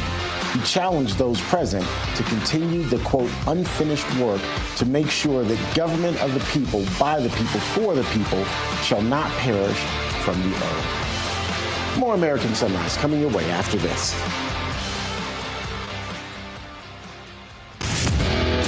At Real America's Voice, we know that you want to be a part of something bigger. That's why we've teamed up with AMAC, the Association of Mature American Citizens. to build a real community of folks who care about faith and our country's future. There is no force on earth that can stop us from saving our country. Want to be a part of this movement? It's easy. Just scan the QR code on your screen right now. That's right. Grab your phone and scan the QR code to join the AMAC and Real America's Voice family today. By scanning the QR code, you'll unlock exclusive content, connect with like-minded Americans, and be first in line for events that celebrate our shared values. So don't wait. Scan the QR code.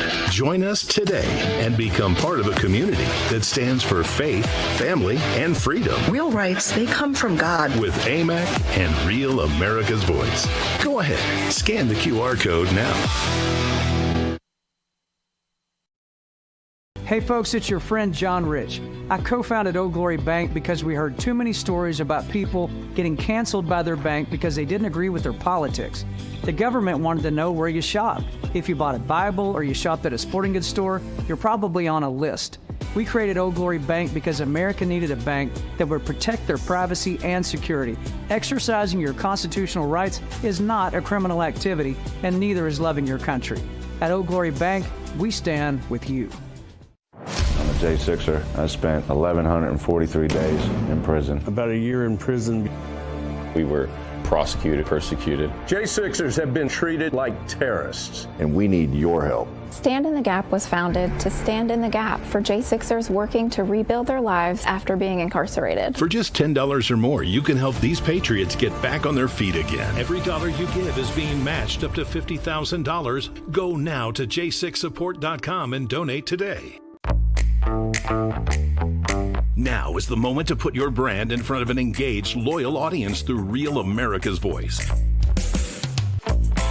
When you advertise on Real America's Voice, you're not just running an ad, you're partnering with trusted voices like Steve Bannon, Charlie Kirk, and other influential hosts.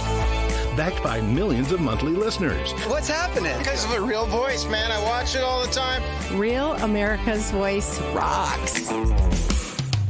Real America's Voice gives sponsors the chance to put their product front and center, displayed on screen and highlighted by our anchors during exclusive segments and live events. Head to freetrumpknife.com. This means your brand becomes part of the conversation as it happens. Secure your spot before it's too late. Join us today and make your brand part of the news conversation that America's viewers trust. Real America's Voice, where your message is seen, heard, and remembered.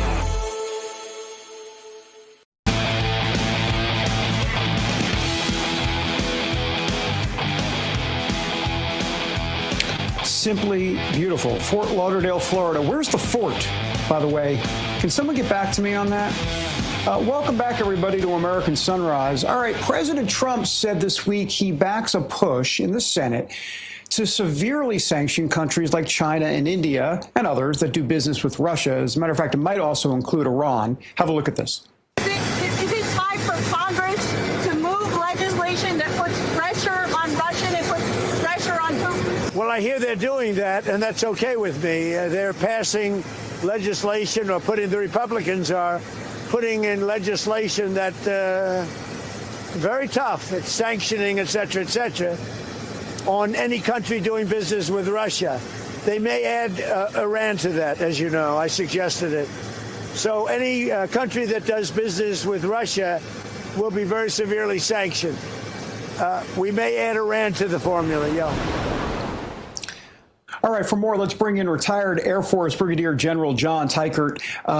General, thanks for being here. Appreciate your time. So this legislation in the Senate, it has over 80 co-sponsors. I mean, it will happen. The leadership there in the Senate was pretty much just waiting for the president to give the okay, and obviously now he has. So the whole idea here, obviously, is to cut off the cash flow Russia takes in on its energy exports, because obviously that funds the war against Ukraine. Do you think this is going to work? What do you think? Good morning.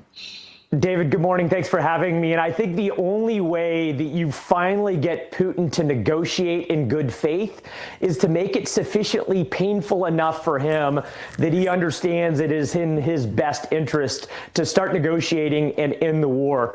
30 to 50% of the Kremlin's revenue comes from energy exports. That means that these type of biting sanctions will continue to increase the pain in the Russian economy.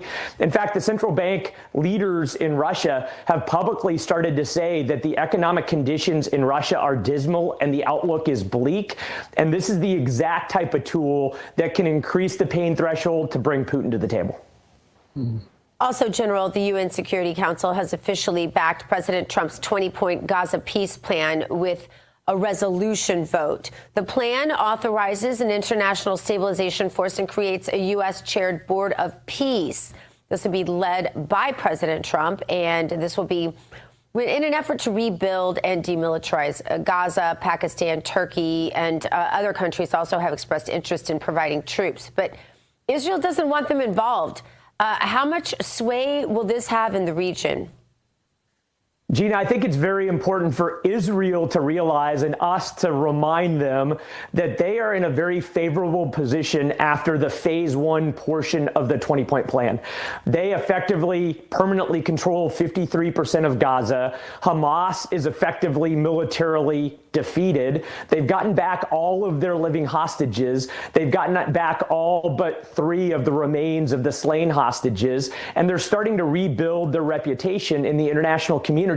And so while Israel may not want certain countries on their border in Gaza, notably Turkey and Pakistan, the countries need to provide manpower in order to disarm and dismantle Hamas. All of it is going to be under the supervision of the U.S. Central Command Civil Military Coordination Center to make sure that nothing happens in Gaza that would threaten Israel. But I think Israel needs to realize they're in a very favorable situation. The only way that we get to phase 2 and a permanent end to this war is if they take a little bit of latitude and accept some forces in the International Stabilization Force that maybe they otherwise wouldn't want on their border. General, let's stay in that region then and talk about President Trump just announcing that Saudi Arabia is now a non-NATO ally. Put into perspective for us the importance of that designation, both when it comes to helping secure the Middle East and ensuring that Israel, for one, is safe as we move forward in the peace process with Gaza. But secondly, and potentially more important, I'd like to get your thoughts on this, neutralizing and isolating Iran. Put all of that into perspective for us, if you don't mind. Terrence, great question. And Saudi Arabia has been a partner of the United States now for several decades. And I think there are 3 big elements that a partnership with Saudi Arabia benefits the United States. And you mentioned 2 of them. Number one, that if we can get Saudi Arabia to normalize relations with Israel, then now we unlock the true power of the Abraham Accords that maybe gives us a glimmer of a chance for permanent peace in the Middle East. Secondly, Saudi Arabia is the biggest country, most effective military country in the region that can keep Iran in check. And by making sure that Saudi Arabia is sufficiently strong, then it does isolate and contain Iran so that any expansionist ambitions they would otherwise have can be contained and put to rest. And then the third point is that Saudi Arabia is an economic powerhouse. That as a part of that meeting yesterday, they promised $1 trillion of investments in the United States. That is massively beneficial to us. And whether that's military, whether that's AI, whether that's energy, all of those things give us an opportunity to turn the page in the Middle East, to see it as a benefit to the United States instead of a detriment like we've seen it for the last several decades. General, what about, we got about 30 seconds. What about those F-35s? I mean, Israel's the only ones that have those. Now, if Saudi Arabia gets their hand on those, which apparently they are, I mean, Saudi Arabia has a relationship with China. We don't want China having any potential intel on those F-35s. No, we need to make sure that there are clear lines so that if we sell those F-35s to Turkey, we turned that off a while ago, UAE, we turned it off a while ago, that there are barriers so that that great technology doesn't fall into the hands of an adversary that could reverse engineer it and create a threat to the United States as a result. You concerned General, at all just that really those barriers quickly, are going to be there? Sorry, real quick. Are you concerned those barriers are there? Because they better be. This is a big deal. No, it is a big deal. And anytime we make a foreign military sale, then there is some end-use monitoring, which means that we monitor how they're used and how they're integrated into the overall force. And we need to be very clear in the description of those barriers when we ink this deal. Got it. Go ahead, T. Bates. No, that you asked my question. I think we were generally on the same page, David. Thank you. All right. General, thanks for being here. Appreciate your time. Thanks, y'all. Thanks, All right. Coming up, everyone loves listening to music, but could it really lower the risk of dementia? Actually, some astonishing new developments when we come back on American Sunrise.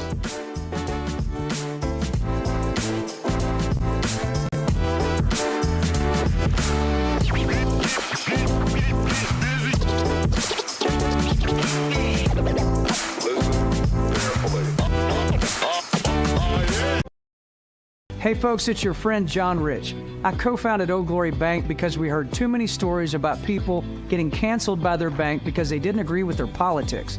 The government wanted to know where you shopped. If you bought a Bible or you shopped at a sporting goods store, you're probably on a list. We created Old Glory Bank because America needed a bank that would protect their privacy and security. Exercising your constitutional rights is not a criminal activity, and neither is loving your country. At Old Glory Bank, we stand with you. I'm a J6er. I spent 1,143 days in prison. About a year in prison. We were prosecuted, persecuted. J6ers have been treated like terrorists. And we need your help. Stand in the Gap was founded to stand in the gap for J6ers working to rebuild their lives after being incarcerated. For just $10 or more, you can help these patriots get back on their feet again. Every dollar you give is being matched up to $50,000. Go now to j6support.com and donate today. Now is the moment to put your brand in front of an engaged, loyal audience through Real America's Voice. When you advertise on Real America's Voice, you're not just running an ad, you're partnering with trusted voices like Steve Bannon, Charlie Kirk, and other influential hosts. Backed by millions of monthly listeners. What's happening? Because of the Real Voice, man. I watch it all the time. Real America's Voice rocks. Real America's Voice gives sponsors the chance to put their product front and center, displayed on screen and highlighted by our anchors during exclusive segments and live events. Head to freetrumpknife.com. This means your brand becomes part of the conversation as it happens. Secure your spot before it's too late. Join us today and make your brand part of the news conversation that America's viewers trust. Real America's Voice, where your message is seen, heard, and remembered.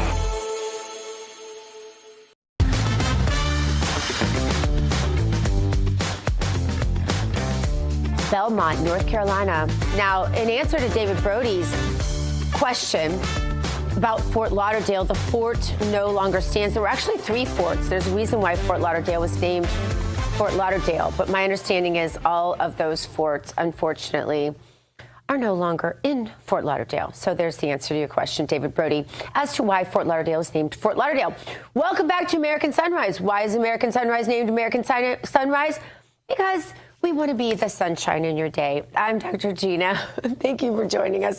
It is time now for today's health news, sponsored by the Wellness Company. Under the microscope today, the link between listening to music and lowering the risk for dementia. New research from Australia shows that listening to music most days can slash dementia risk by, listen to this, you guys, almost 40%. The study followed over 10,000 auditors aged 70 and up for a decade, and the heavy listeners clearly outperformed the rest in memory tests. Scientists say music stimulates multiple areas of your brain: emotion, imagination, motor skills.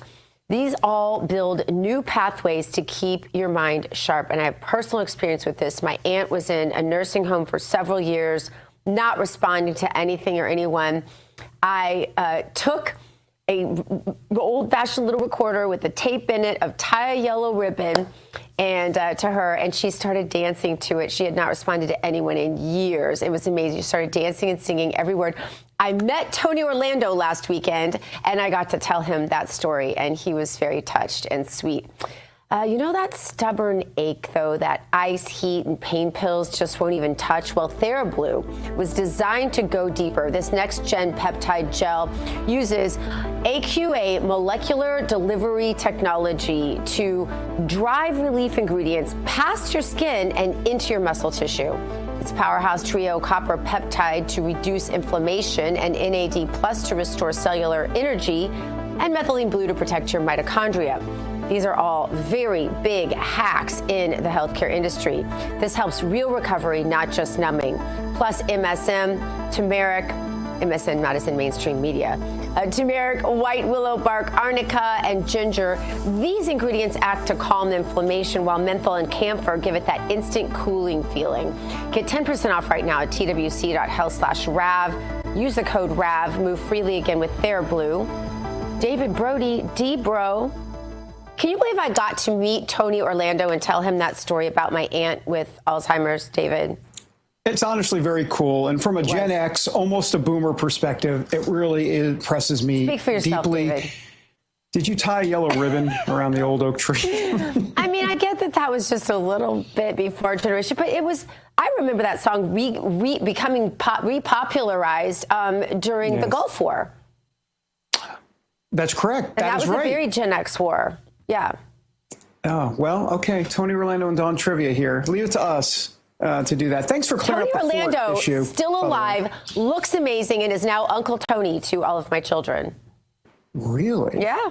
Yeah, we hit it off fast. I want to meet Tony. Okay, Orlando. I'll make that happen, David.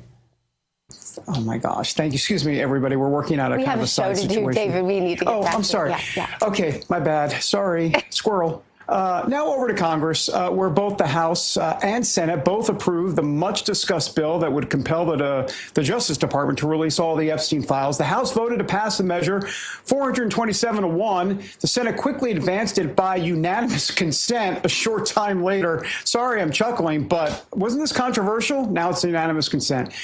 In other words, there wasn't even a roll call vote. It now heads to President Trump's desk, where he said he will sign it. We're expecting that at some point later today. I don't know. I just make things up. But let's get the real deal from Brian Glenn. He's, of course, Rav's chief White House correspondent. Brian, is this going to happen today? Do we think there's going to be a signing ceremony even? What about Epstein's victims? I wonder if they're going to be there. I mean, the whole thing is just kind of interesting in terms of the visuals and how this will play out. Oh, by the way, good morning. That was a rambling question. Good morning, and tie a ribbon around that old oak tree. Great classic tune. I love it. Okay, so let's unpack a few things here. I have not got any confirmation that will take place today, but it passed unanimous because in the Senate, really before they even got it, which is very rare that something like that happens. And yes, it's really ironic that all Republicans, for the most part, Clay Higgins was the only one that didn't vote, and all Democrats came together for this. Now, what happens next? He will sign it, whether today, tomorrow, next week, doesn't matter, but he will sign it.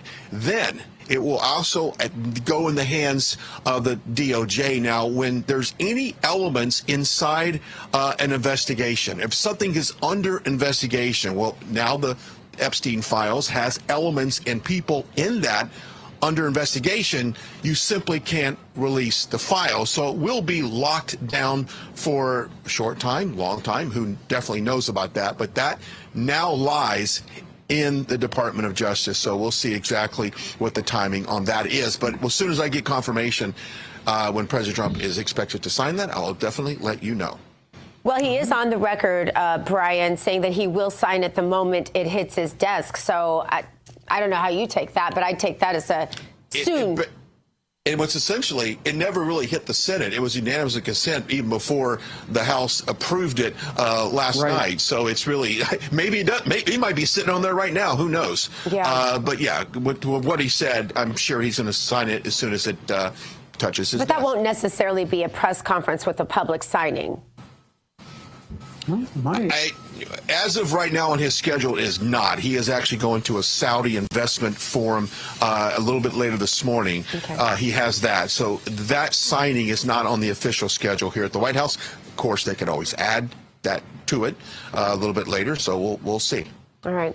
Also, Brian, want to be sure we get your 2 cents in on President Trump meeting with the Saudi Arabian Crown Prince yesterday at the White House, and a new investment deal, not a little one, announced between the Saudis and the U.S. Take a listen. I want to thank you because you've agreed to invest $600 billion into the United States. And because he's my friend, he might make it $1 trillion, but I'm going to have to work on him.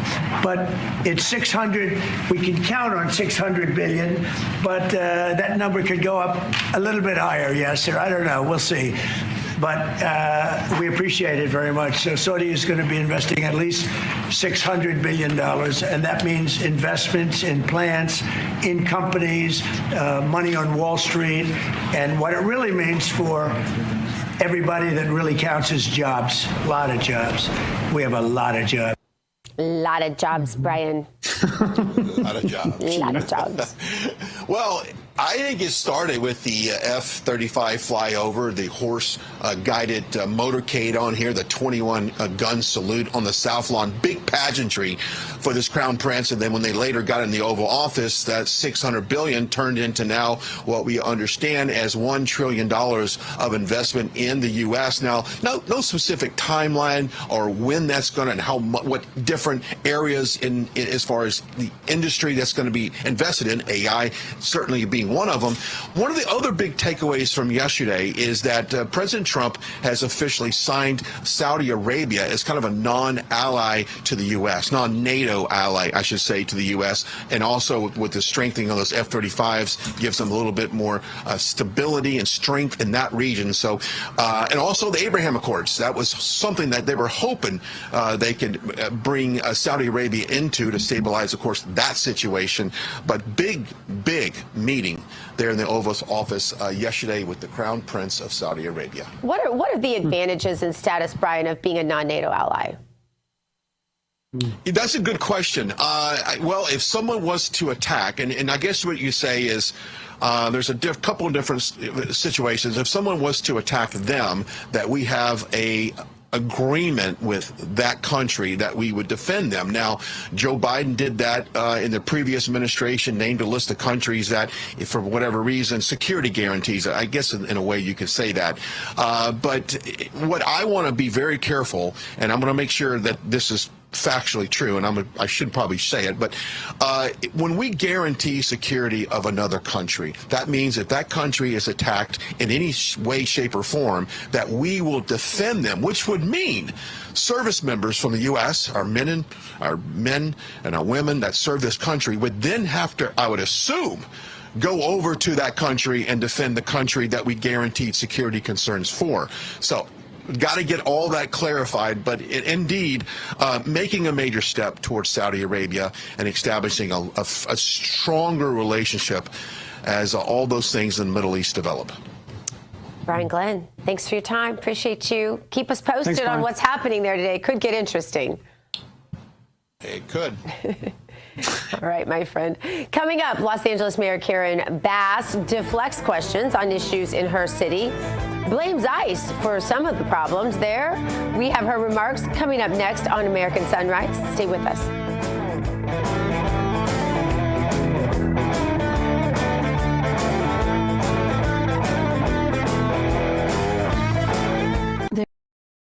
Hey folks, it's your friend John Rich. I co-founded Old Glory Bank because we heard too many stories about people getting canceled by their bank because they didn't agree with their politics.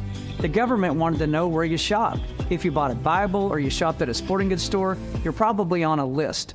We created Old Glory Bank because America needed a bank that would protect their privacy and security.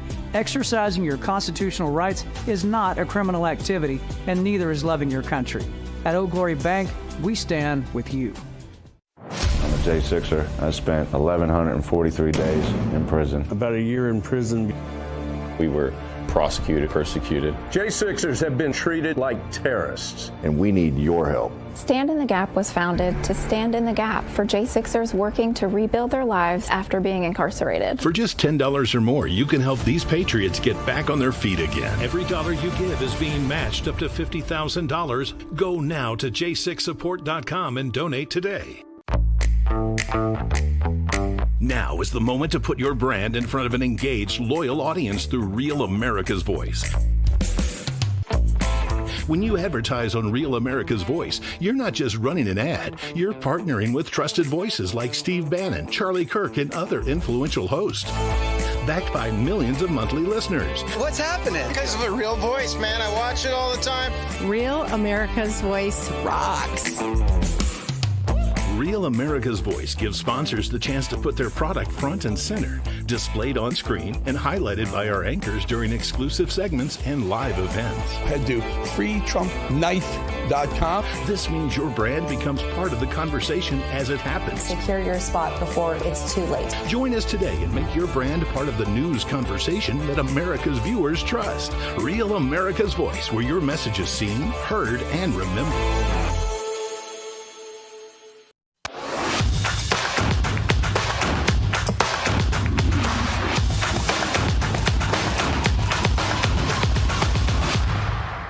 Welcome back to American Sunrise. Most coffee pods give you speed, but nothing else. Quick brew, quick buzz, and quick crash. Rejuvenate pods fix that. They're premium coffee pods infused with CAAKG, a compound studied for cellular energy, performance, and longevity. So you get the convenience of pods and the benefits that your body actually needs. I drink them because they fit my routine, support my health, and help me stay sharp from the first task to the last. If you're reaching for pods every day, choose ones that elevate your mornings, not just rush them. Go to 1775coffee.com/Rav and grab your Rejuvenate pods today. Don't just make coffee, make progress. All right, now that we're caffeinated, it's time to stay awake, not woke. And who is woke today? Los Angeles Mayor Karen Bass, who is blaming ICE for the issues plaguing high-speed rail and homelessness. Take a look at this. Well, let me just tell you that the rail is being built, and in different areas, things have changed. But again, you know our city. I mean, our city is massive.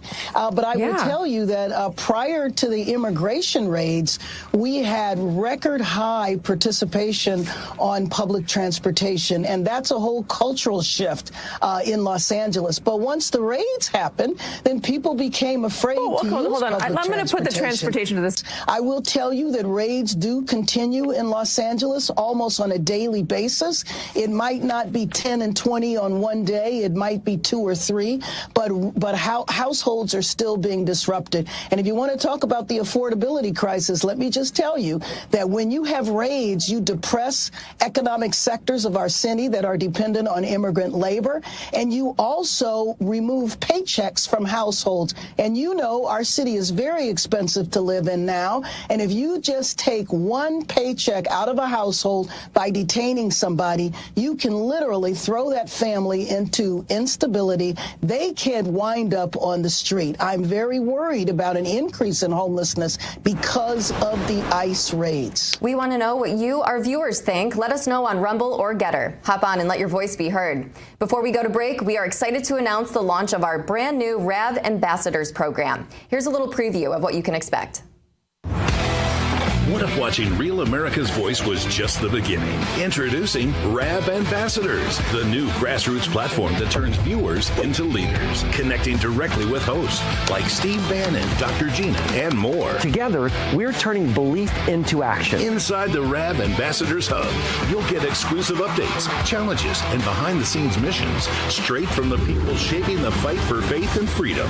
Every action you take, every share, post, and mission earns you points, badges, and ranks. Compete with patriots nationwide. Unlock rewards, exclusive gear, even chances to appear on air or attend live RAV events. But this isn't just about watching, it's about doing. Joining campaigns, volunteering locally, standing for truth. Together, we're not just a network, we're a movement. One voice at a time. Scan the QR code or go to ravambassadors.com to join now.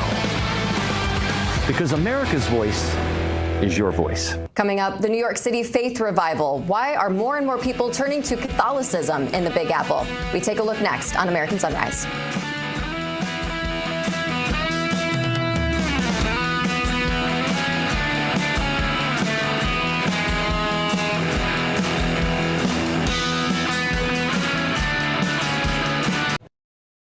Hey folks, it's your friend John Rich.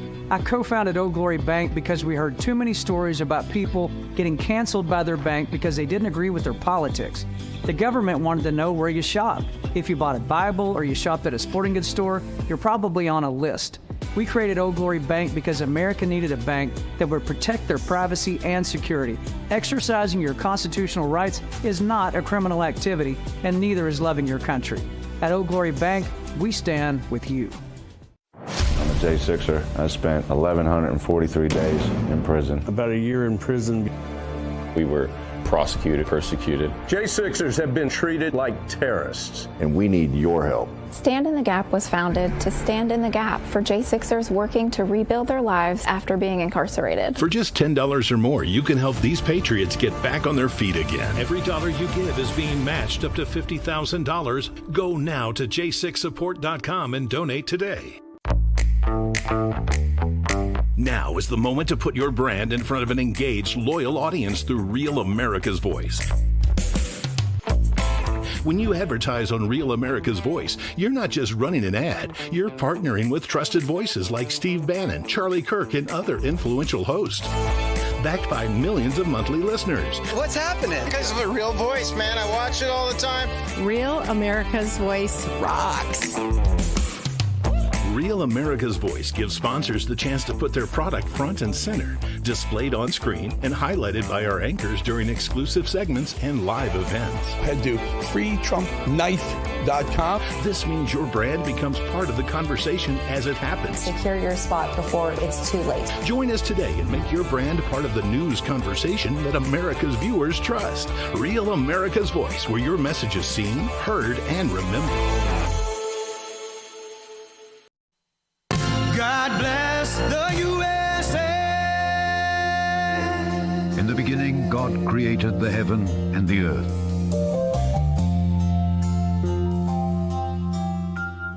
Welcome back to American Sunrise. It's time now for our Moment of Faith, brought to us by Lee Greenwood and the God Bless the USA Bible.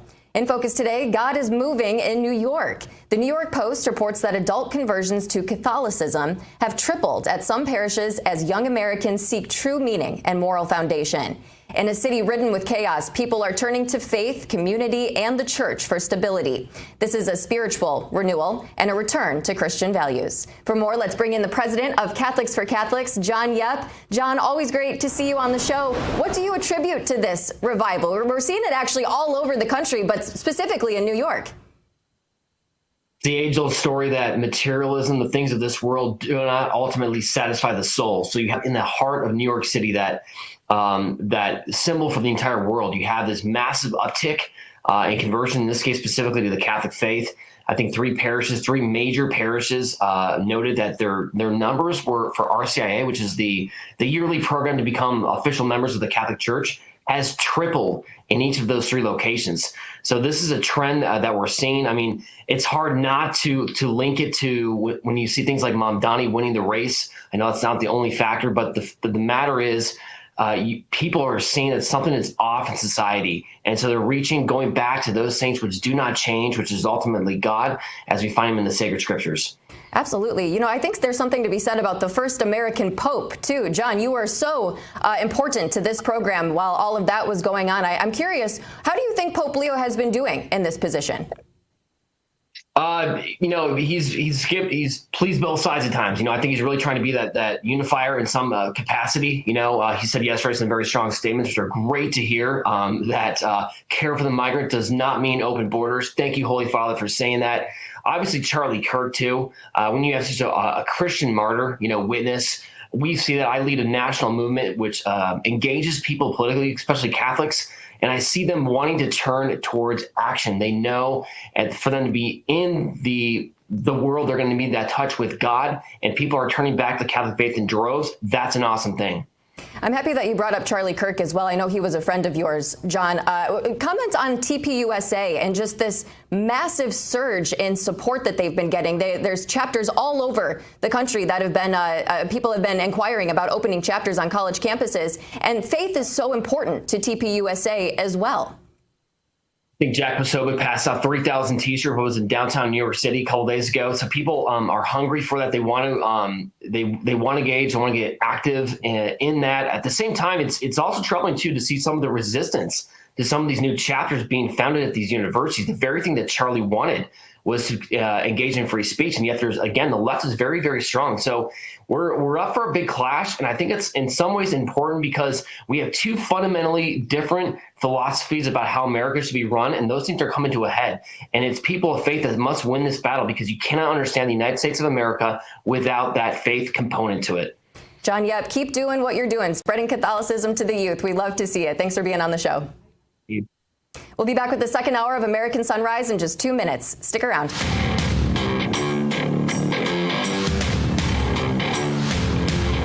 Introducing the limited edition God Bless the USA Bible, inspired by Lee Greenwood's hit song and the most recognized patriotic anthem in America, God Bless the USA. The God Bless the USA large print leather-bound King James Bible also contains America's founding documents, the U.S. Constitution, the Bill of Rights, the Declaration of Independence, and the Pledge of Allegiance, along with a handwritten chorus to Lee Greenwood's song, God Bless the USA. With its large print and slim design, this Bible invites you to explore God's Word anywhere, anytime. The God Bless the USA Bible makes the perfect gift and cherished family heirloom keepsake to pass on to future generations. Designed for an easy reading experience in the trusted King James Version translation, this large print Bible is perfect to take to church, Bible study, work, and for traveling. Order yours today at GodBlessTheUSABible.com.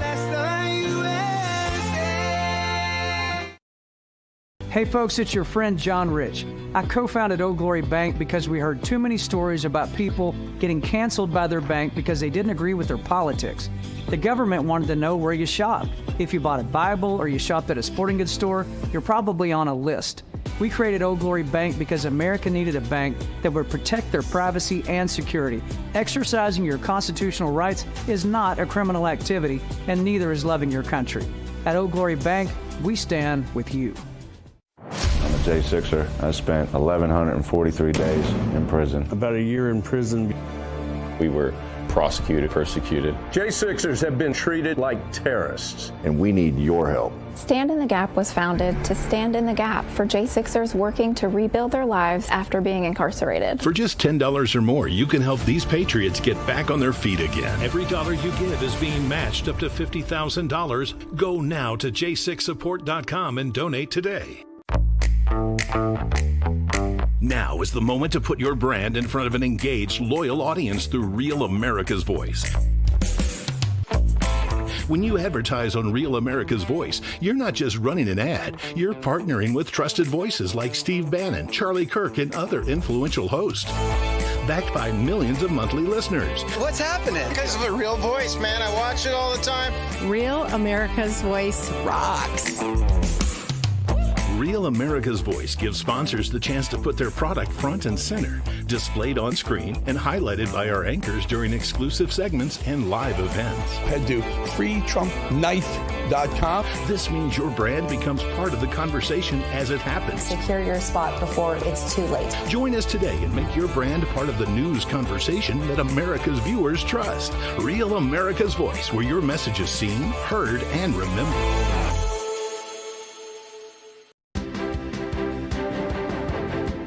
Coming up right now on this second hour of American Sunrise, both chambers of Congress, the House and the Senate, vote to compel the DOJ to release their files on Jeffrey Epstein.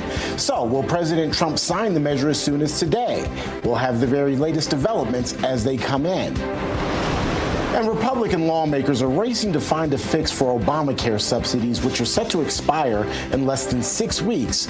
Will this issue once again lead to the threat of another government shutdown come January 30th? Analysis from a sitting Congress member straight ahead. And then later, new polling data reveals a growing majority of young voters want to see a socialist in the White House in 2028. This comes as radical leftists like Mayor-elect Mamdani in New York continue to garner support from progressive voters. We'll unpack what all of this means for the future of the country. Those stories and so much more right now on this second hour of American Sunrise. Good morning, America. Welcome to American Sunrise. Whether it's culture, we have breaking news to share with you. Politics. President Trump is joining us live now from Florida. We've got you covered. This is what it looks like to be a patriot. We have to protect the American family. The American dream is still alive. I'm David Brody. I'm Terrence. And I'm Dr. Gina.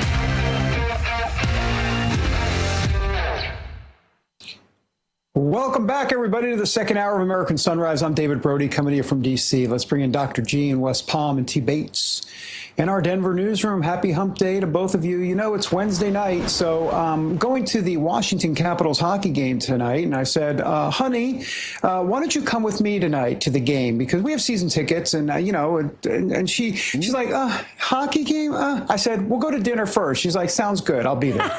And so there we go. And so there you go. I feel her. Yeah, I don't know. I feel her. Okay, Buy so me dinner. I'm sorry. Now, the man in me has got to come out. So when you say dinner, does that mean you get to go to the concession stand at the game, or there's dinner before the game? No. Listen, I'm a high-class guy. Are you kidding me? Okay. Absolutely not. He's no, going to take her to that. Hardee's before the game, Terrence. Correct, because they got a 2-for-1 special going on. That's right. He's going to take her out asking for myself because that's probably what I would do. Again, I've told you guys I'm cheap. I like to call it fiscal conservatism. So, dinner might be, all right, so look, I got a bag of popcorn, you got a hot dog, and let's share, and it's so romantic. But, that's just me. So. Oh, that's not good. I'm working on myself. All right, guys, let's get to some of the headlines of the day. President Trump expected to sign a bill as soon as today, forcing the Department of Justice to release all of the Jeffrey Epstein case files. The measure passed in the U.S. House, with Republican Congressman Clay Higgins of Louisiana being the only lawmaker, Democrat or Republican, to vote against it. The Senate almost immediately decided to send that petition to the president's desk to be signed and enacted. New Orleans is scheduled to become the latest city to see a major immigration crackdown. About 250 Border Patrol agents are set to descend on the city for Operation Swamp Sweep, which is slated to start December 1st. Preparations will reportedly start as soon as tomorrow. The goal is to arrest some 5,000 people across Louisiana and Mississippi. And Saudi Arabia, now the United States' newest non-NATO ally. As a major non-NATO ally, Saudi Arabia will not be entitled to specific security guarantees from the U.S. However, the Arab nation will be eligible to receive material and supply loans from the U.S. Other non-NATO allies include Israel, Japan, and New Zealand. That's a quick check of your headlines. We'll, of course, have more headlines coming your way momentarily. But first, let's check in with meteorologist Tracy Anthony. Tracy, good morning. You see the code there at the bottom. You can join our friends over at Weather Nation simply by scanning that code. But this is one of my favorite parts of the show. It's time for our hometown forecasts. Hey, yeah, and yesterday I was asking where are viewers from California? Well, we've got a few that popped in. So this is the California Patriot in Rockland, California. Here's your forecast. You're going to have a pretty nice day today, but by this evening into tomorrow, you have a cold front that's going to work on through. It is going to bring in some rain showers, dial back those temperatures a little bit for Thursday, but then you're clearing out and you're going to have a pretty nice end to the week. But here across the desert Southwest, areas like Phoenix going to be dealing with a good amount of moisture. They're under some flood watches. So we've got a few other hometown forecasts. This one's from Shane. Going to take you out to Boone, North Carolina. A few nice days in the forecast, but some rain by Friday and Saturday. That's going to start to cool those temperatures down into the holiday week. But this morning, they're pretty clear, but we do have some dense fog advisories out across the Gulf Coast. And for Mentor, Ohio, this is from Joe Schmo on YouTube. You've got a couple nice days as well, but a lot of us, as always, dealing with some rain for the weekend. So a lot of us sunny today, rain between Thursday and Saturday.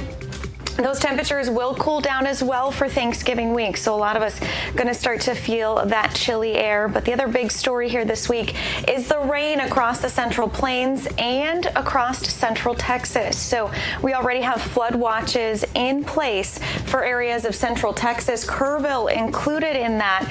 So 3 to 5 inches of rain could be expected over the next 2 days. So Terrence, we're going to be keeping a close eye on that part of the country over the next few days. Thanks so much, Tracy. Appreciate it. And once again, you see that QR code there at the bottom of your screen. Go ahead and scan it and join Tracy and our friends over at Weather Nation. See you tomorrow, Tracy. Appreciate it. See ya. All right. Let's get things over to David now. The big story of the day, those Epstein files to be released at some point, hopefully sooner than later, David. There's no doubt about that. Clear skies in Congress. The House and Senate voting to order the Department of Justice to release all case files on Jeffrey Epstein. That happened last night. Only one member in the House dissented. In the Senate, the bill passed through with unanimous consent, basically a unanimous voice vote. The Epstein Transparency Act now heads to the White House for President Trump's signature. Joining us with an insider look. Ooh, it sounds so juicy. It's Wisconsin Congressman Tom Tiffany. Congressman, thanks for being back here on the show with us. You know, it is great, obviously, that this bill passed, but the legislation does say that the Attorney General may withhold or redact any material that would jeopardize an active investigation or national security. So you wonder if we are going to get some real answers here. Good morning. What do you think? Yeah, that's a real good question. But sitting on the Judiciary Committee, we can compel testimony. If we think they're not releasing information that they should, we can compel that testimony. I've been full transparency. I mean, you go back, whether it's the Epstein case, January 6th, whatever the case may be, Nancy Pelosi hiding information, all that stuff. I just believe in full transparency. That's what we owe the American people. They should know what we are doing out here. And hopefully this is going to take us in the right direction with this release of the Epstein files. Congressman, is it somewhat regrettable how all of this has been handled? The fact that it had to come to a vote there, to a discharge petition to get us to this point. It seems to me, and I'd love to get your perspective since you actually are sitting on the Judiciary Committee, this could have really been handled months ago when the DOJ initially came out and said, okay, well, we're going to release this information, and then only released part of it. Yeah. I mean, it burned up all kinds of time here unnecessarily, and we can always second guess should have been done differently. I just believe in full transparency. We should just get the information out there to the American people. And now let's get on to some of the issues that are really going to help the American people. Yeah. Okay. Congressman, we want to get your perspective on this. A handful of Democrat lawmakers posted a video last night calling for service members in our military and in our intelligence community to refuse what they are labeling illegal orders from the Trump administration. Here's a little bit of that video just to orient our viewers. Americans trust their military. But that trust is at risk. This administration is pitting our uniformed military and intelligence community professionals against American citizens. Like us, you all swore an oath to protect and defend this Constitution. Right now, the threats to our Constitution aren't just coming from abroad, but from right here at home. Our laws are clear. You can refuse illegal orders. I'll tell you, I wish that Republicans had made a video like that during COVID. I'll tell you that much. But Congressman, the president is the commander-in-chief of the armed forces. So by definition, explain to me why this is not sedition. I can't explain to you that, Gina. All I can say is, isn't this deja vu? With a party of lawlessness once again saying you have to obstruct Donald Trump in every way possible. That's what they were doing in his first term, and now they're doing it once again. And they just feel like they carte blanche can do it. I mean, I think about in our state of Wisconsin, where we have state legislators now who are calling for the obstruction of ICE. It is so clear, Democrats, regardless of the law enforcement agency, they simply are not on the side of law enforcement. And we need to keep driving that message that Democrats are the party of lawlessness. We believe that law enforcement should be respected. No doubt about that. Hey, let me ask you about what some of these you guys are going to be up to on health care. You're putting a plan together. Say you, I mean, there's a plan, something's going on to address this Affordable Care Act subsidy stuff set to expire in less than 6 weeks. This was obviously a key part of the debate and the government shutdown and all that ended after a 43-day stalemate. So what reforms is the GOP looking at exactly to kind of help on the health care issue and how much support on the Republican side would there be to extending these Obamacare subsidies? I'm assuming not much, but what's your sense of that? I don't know what you guys think, but I think this has been really a good moment here where Chuck Schumer shut us down for 6 weeks to ensure that they'd win in Virginia and New Jersey. But it elevated this issue, and you have more Americans now that are saying, okay, so what is the problem with Obamacare? We know we're paying far too much for health care, so that certainly appears to be a problem. So in order to fix a problem, you first have to identify you have a problem. I think that has happened. Now, how do we deal with the solution? And I'll tell you, one of the key ways that I'm focused on is essential health benefits, which was in the Obamacare law. It put mandates in place that basically mandated high-cost health insurance. And so if you can afford it, and the Democrats are defending those people that are making $500,000 a year, that they are able to access Obamacare, we need to make sure that those people that are getting health care also include the lower income, because they've got fewer choices at this point as a result, in part because of this essential health benefits provision in there. That needs to be reformed so that we can get people some low-cost health insurance that works for them rather than the high-cost insurance that Obamacare is. Yeah, I mean, it just seems to me like so often the private sector could play such a major role. What is it going to take for us just to go back to the way medicine worked pretty well? My whole family were doctors. I remember they used to make house calls and all the things, and it was such a much better system then. What would it take for us to go back to the way it used to be, where it was just really, truly privatized and individual? I think there's three key words, Gina: choice, competition, transparency. That's what's been eliminated. Think about the massive conglomeration of hospitals that we have now. Yes. I mean, we have taken away the family doctor that you're referring to. Mm-hmm. We need to give more choices. And that's why this essential health benefits provision is so important. If we would stop those mandates and allow people that want to have lower cost health insurance, if we gave them that option, we gave them that choice, they would have better health insurance that fits their life, not some bureaucrat in Washington's ideal of what healthcare should look like. Yeah, it's so crazy. Growing up with the doctors in my family, I never thought I would be embarrassed to tell people that I was from a family of doctors, but it's become a dirty word, as has hospital. And it's for exactly the reasons you're saying. I really hope we can get some reforms in place, because, I mean, this means lives. Yeah. It does, no doubt about it. Yeah, we really appreciate your time. Bring back Marcus Welby, MD. Yes! Oh my God!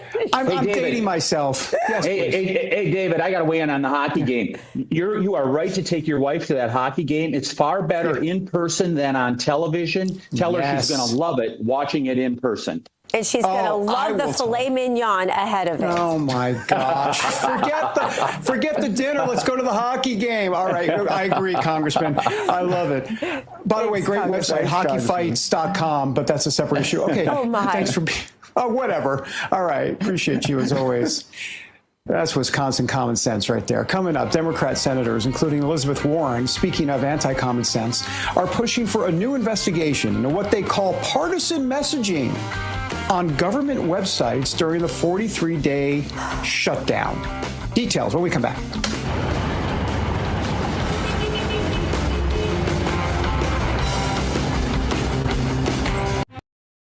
Hey folks, it's your friend John Rich. I co-founded Old Glory Bank because we heard too many stories about people getting canceled by their bank because they didn't agree with their politics. The government wanted to know where you shopped.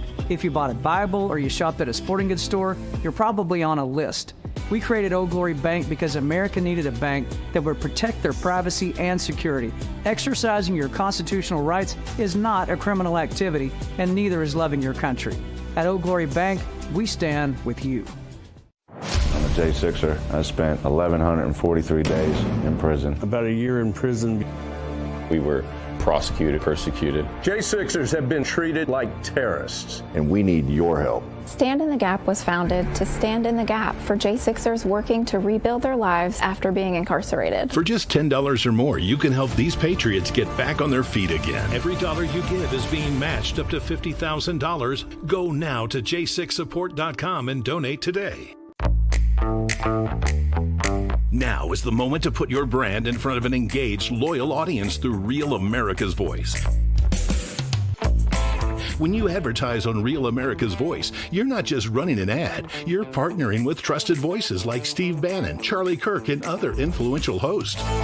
Backed by millions of monthly listeners. What's happening? Because of a real voice, man. I watch it all the time. Real America's Voice rocks.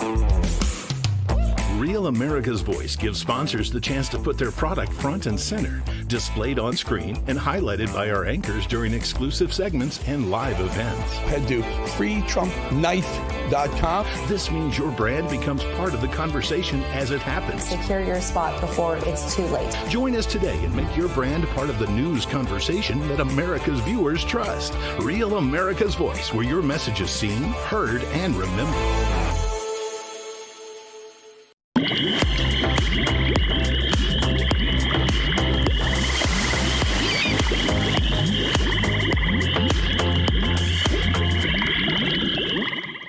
Welcome back to American Sunrise. I'm American Sunrise contributor Emily Finn. Time now to drain the swamp, and this morning we are flushing out Massachusetts Senator Elizabeth Warren. Warren and other Senate Democrats are calling for a full investigation into what they say was partisan messaging on official government websites during the record-long government shutdown.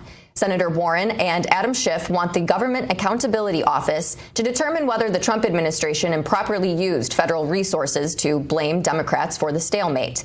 The GAO says it's now reviewing the request as lawmakers continue to trade blame over the shutdown's causes. For more, let's bring in David Brody, Terrence Bates, and Dr. Gina. Terrence, your thoughts on this?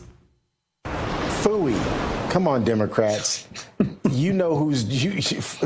I really have some other choice words, but phooey's the first thing that's TV friendly that comes to mind. Yeah. You know, I can't even spell phooey. You're right. I don't know if it's a PH or an F, but either way, it's phony from the Democrats. They know this is all about Adam Schiff. Not Adam Schiff. They know this is all about Senate Democrats and their holdout, and they realize that this is happening on their watch and that they're responsible, and they're simply trying to shift the blame. And all of this, again, comes back down to trying to derail Donald Trump's agenda. That's ultimately all this is about, and it's their fault, and they're simply trying to shift the blame, David. Yeah. By the way, Gina, on a separate note, I like how you knew how to spell phooey right away. You're like, it's a PH. Yeah. It's a PH. Yeah. It comes from a few years of teaching, and then you kind of learn how to spell things that kids are going to write. Yeah. Very nice. Oh, so back to what we were talking about. that. Look, can I get some screenshots of Democrats back when they were in control of the White House and all of these administration agencies? Please, let's queue up some screenshots. I'm going to find them, darn it. I got nothing better to do today after I take my nap. I'm going to do that, and I'm going to find out because you know, Gina, they were doing that. Come on. They do the same thing. Please, sue yourself. Honestly, I don't even know what we're talking about because, Emily, you had me at flush Elizabeth Warren. That's all I heard, and I didn't hear the rest of it. And then I heard phooey, and that's about all I have for you today. I don't know. It's Wednesday. It's midweek. Yeah. Phooey with a PH. And by the way, she looks so angry all the time, doesn't she? She's always angry. Oh. Yeah, and the fashion sense is just, what is that hairstyle? Did she go in and say, what did she say to the stylist when she went in? Like, I want to look like I have a hat on without wearing a hat. Oh my gosh. Gina, she is a beautiful Native American woman. That's right. 0.0074, whatever. How soon we forget. Oh, gosh. All right. Bless her. Drain them all. Shame. Drain them all. You know, it's time to move on. The government is back open, and it's a shame that Democrats are still trying to play the blame game. They know what this really is. Just stop talking about it, and let's get to the business of the country and moving this country forward. You already derailed it long enough for 43 days. Let's move on. Let's move on. Stop the suits. Stop the BS. Yeah. And let's move on. Go ahead, David. Sorry. No, I was going to say, and by the way, what conversation around the dinner table is going like this? Hey, did you hear what Elizabeth Warren did today? I mean, no one cares about this. I mean, in terms of like regular Americans, like Elizabeth Warren, do your thing, whatever. I don't care. Yeah. Pocahontas, go to a stylist. Pocahontas, yeah. All right, guys, great discussion. Coming up, we are headed down to Wall Street for the opening bell and insight into how to hold on to your hard-earned dollars with some common sense. We'll be back with more American Sunrise in just 2 minutes. Stick with us.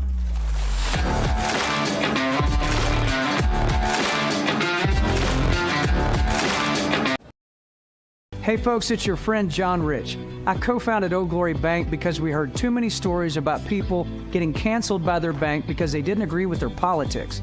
The government wanted to know where you shopped.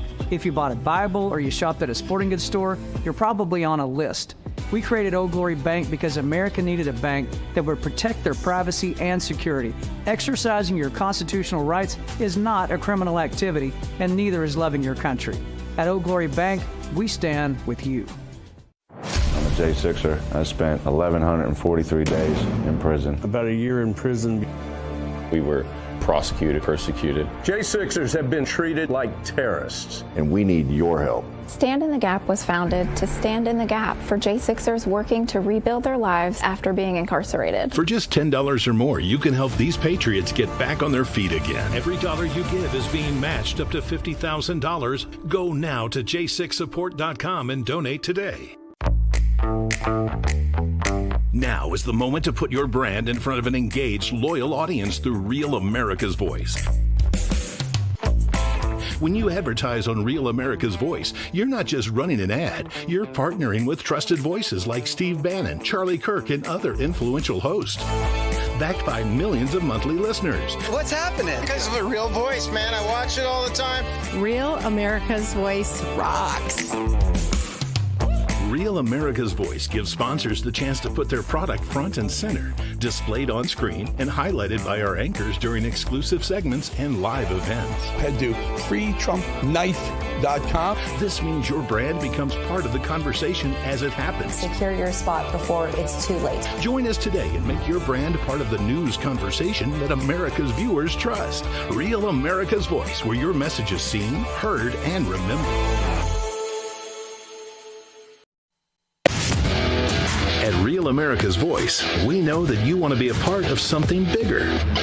That's why we've teamed up with AMAC, the Association of Mature American Citizens, to build a real community of folks who care about faith and our country's future. There is no force on earth that can stop us from saving our country. Want to be a part of this movement? It's easy.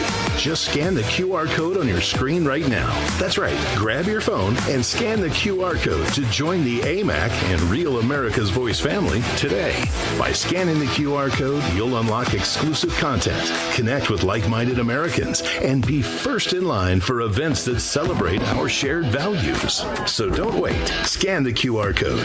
Join us today and become part of a community that stands for faith, family, and freedom. Real rights, they come from God. With AMAC and Real America's Voice. Go ahead. Scan the QR code now.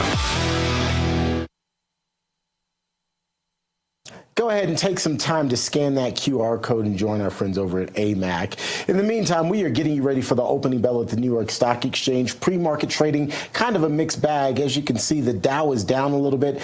Pretty much everything other than crude oil on our board up at the moment, or at least kind of flat. We, of course, will continue to monitor it for you. And again, here in just a few minutes, we'll take you to the New York Stock Exchange for the opening bell, as we do pretty much every morning. First, though, let's get you over to David Brody. David, that green on our board, maybe kind of foreshadowing that we're going to talk to two Jets fans? Oh, so nicely played. Yes, correct. That's what's going to happen. So let's do that now. Time for our daily dose of dollars and common sense with American Sunrise early edition host, the guy behind the Jake's Takes, Substacks, and a former boxer, by the way, who went by the name of the Gefilte Fish Kid. That's not true. That is not true. Oh, and a Jets fan, Jake Novak. Gefilte Fish Kid, really? That's intimidating. That's right. I got the horseradish haymaker coming right at you now. Horseradish haymaker. Oh, my gosh. I've never heard gefilte fish and boxing in the same sentence until now. Okay, Jake, it's been a few days now in a row of steep sell-offs in the stock market. We're seeing some green this morning. Is this a bear market, though, happening right now? What's going on? Help me out. Well, we could be on the verge of that. I think, listen, only a fool says we're definitely not having a bear market or we're definitely not having a bull market. There's a lot of fools who do that and get paid to do that. And then like Jim Cramer, who never gets any punishment at all for all of his bad calls. So I'm just going to give it to you straight. I'm concerned. I don't think that I don't love the fact that so much money went into AI and these investors keep getting cold feet about it. They're like these bachelors with a 10-year engagement and they keep going back and we're like, I don't know if I want to do this. And then they do. So we're going to find out later today. NVIDIA, my favorite non-sexy company, very hard to talk about on TV because there's no good video to show you. But NVIDIA, they make AI chips. I know it's boring as heck. But they are going to report not only their earnings, but more importantly, give us their outlook for the rest of the year and for next year later today after the closing bell. Investors are waiting on that. So one of the reasons why Terrence was showing basically a flat day is because a lot of investors are just going to keep their powder dry until they see the NVIDIA numbers. Some crazies will heavily bet one way or the other because they got the money to burn. But most of them are going to keep their powder dry today. And I'm going to let you know tomorrow whether I think we're headed for a bear market or not. I think that the economy is generally okay. It's a B- economy, whereas you got to be D or D- for a huge recession to have it happen or worse. But, you know, I got to find out what happens with these stocks and this overinvestment in AI, which they're trying to justify every other day. Interesting. A B-. Real quick, just to follow up on that. So when Trump came into office, what was the economy from a grade perspective? You're saying it's improved to a B-, though. Yeah, we were at a D because we had runaway inflation. Inflation doesn't just stop. It is growing much slower. Thank goodness. We've had a slowing of inflation, and we've also had some deflation in some key prices, most notably gasoline and eggs. But, we're still in a situation where we have a lot of work to do. And the Trump administration is very much on page with this. I don't know if you like all their solutions, but they're certainly paying attention to it. This is not a in the bubble George Bush looking at his watch. I don't want to talk about the economy kind of administration.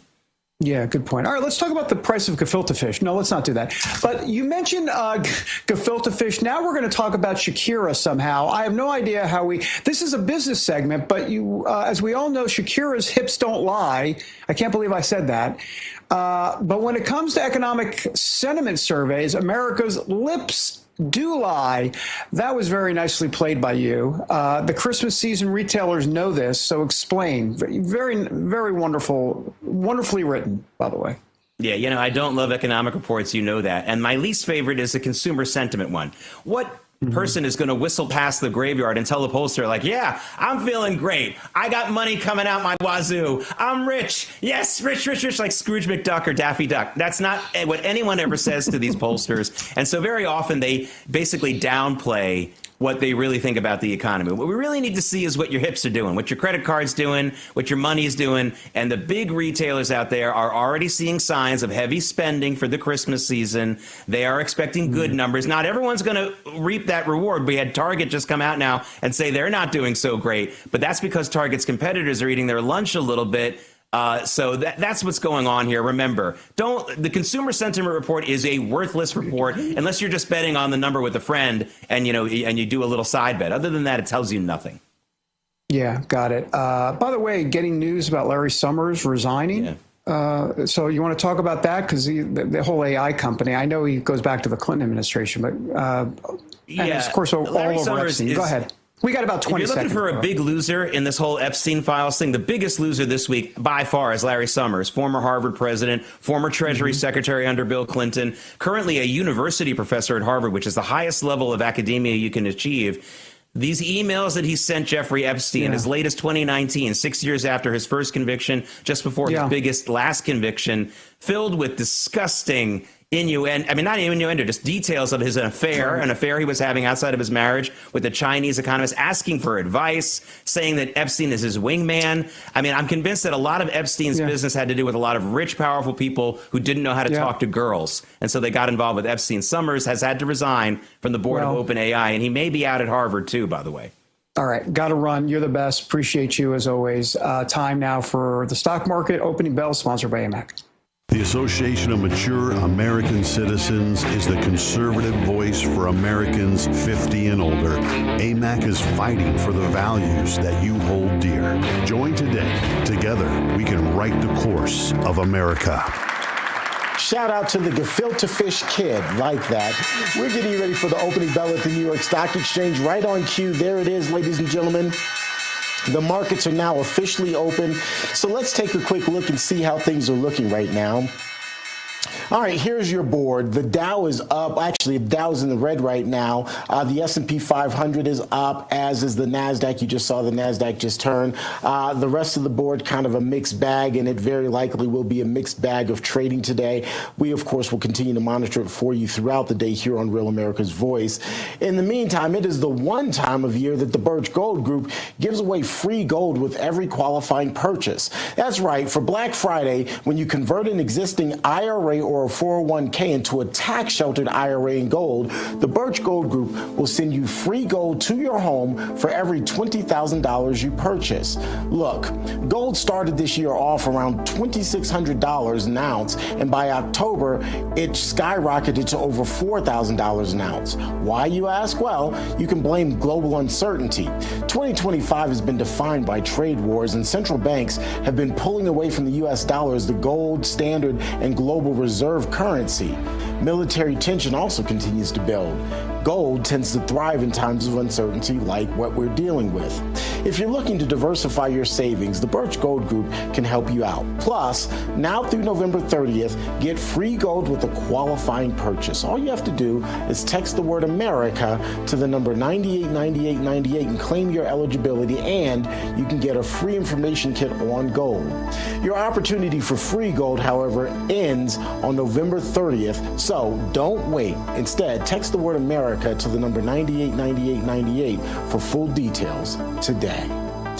Let's take a quick break. When we come back here on American Sunrise, new polling data is painting a potentially grim future for the country, showing a majority of voters under 40 years old want to see a Democratic socialist for president in 2028. We'll break down the numbers and what all this means for you.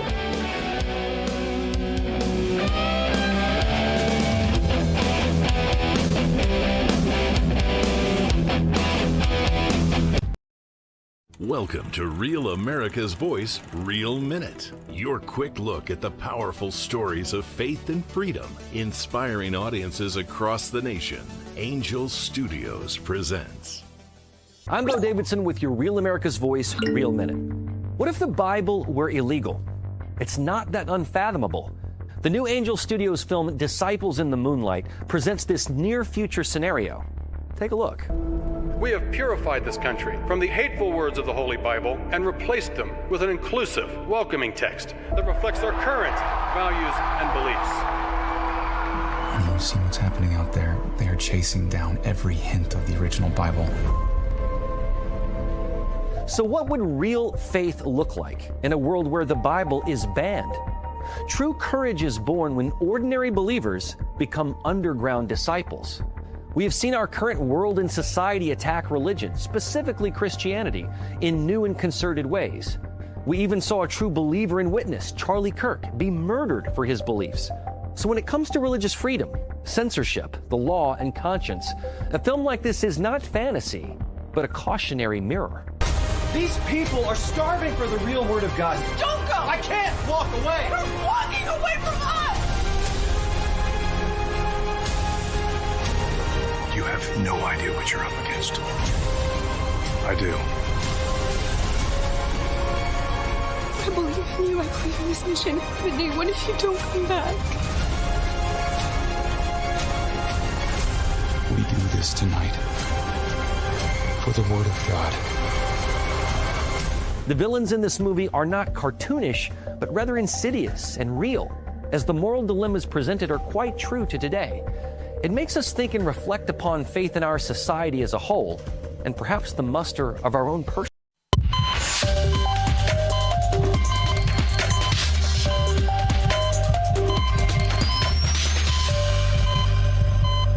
Welcome back to American Sunrise. I'm Dr. G. Thanks again for joining us this morning. We invite you to hop in our conversation on YouTube, Getter, and Rumble. It is time now to take the political pulse of America and our beat today.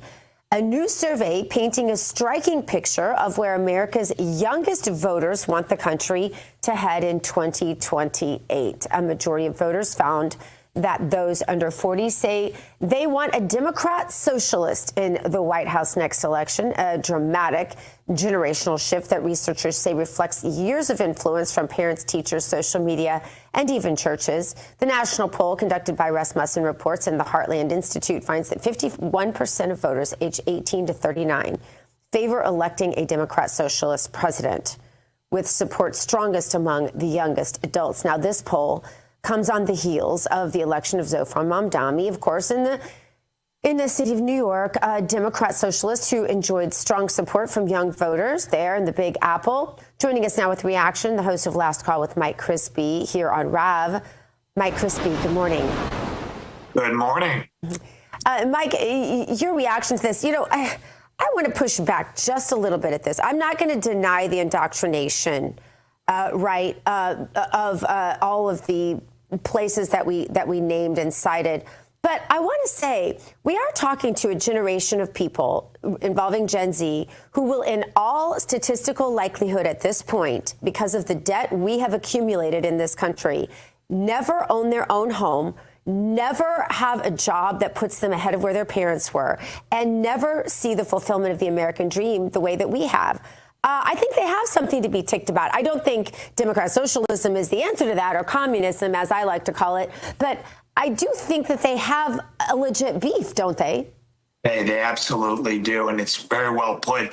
I was speaking last week to a group of Turning Point Action and young folks, high school, college age, and they gathered and we were talking about why young people are voting for Zohran and voting for leftists. They see it on TikTok. They see it on social media. They see the flashy appeal of free stuff. They see somebody coming to them with nice edited clips and footage saying, you've been screwed. You don't have this. We're going to give you a free bus. We're going to give you equality. We're going to give you opportunity. We're going to give you something to feel good about, because you can't feel good about your own life because you can't get married. You can't have a family. They discourage people from finding the church. They discourage people from having good interpersonal bonds. They encourage isolation, and they encourage a consistent state of being in fear and living on antidepressants and just feeding into the worst things. So it's a really sad state of affairs. And I think that young voters, unfortunately, are turning to the left.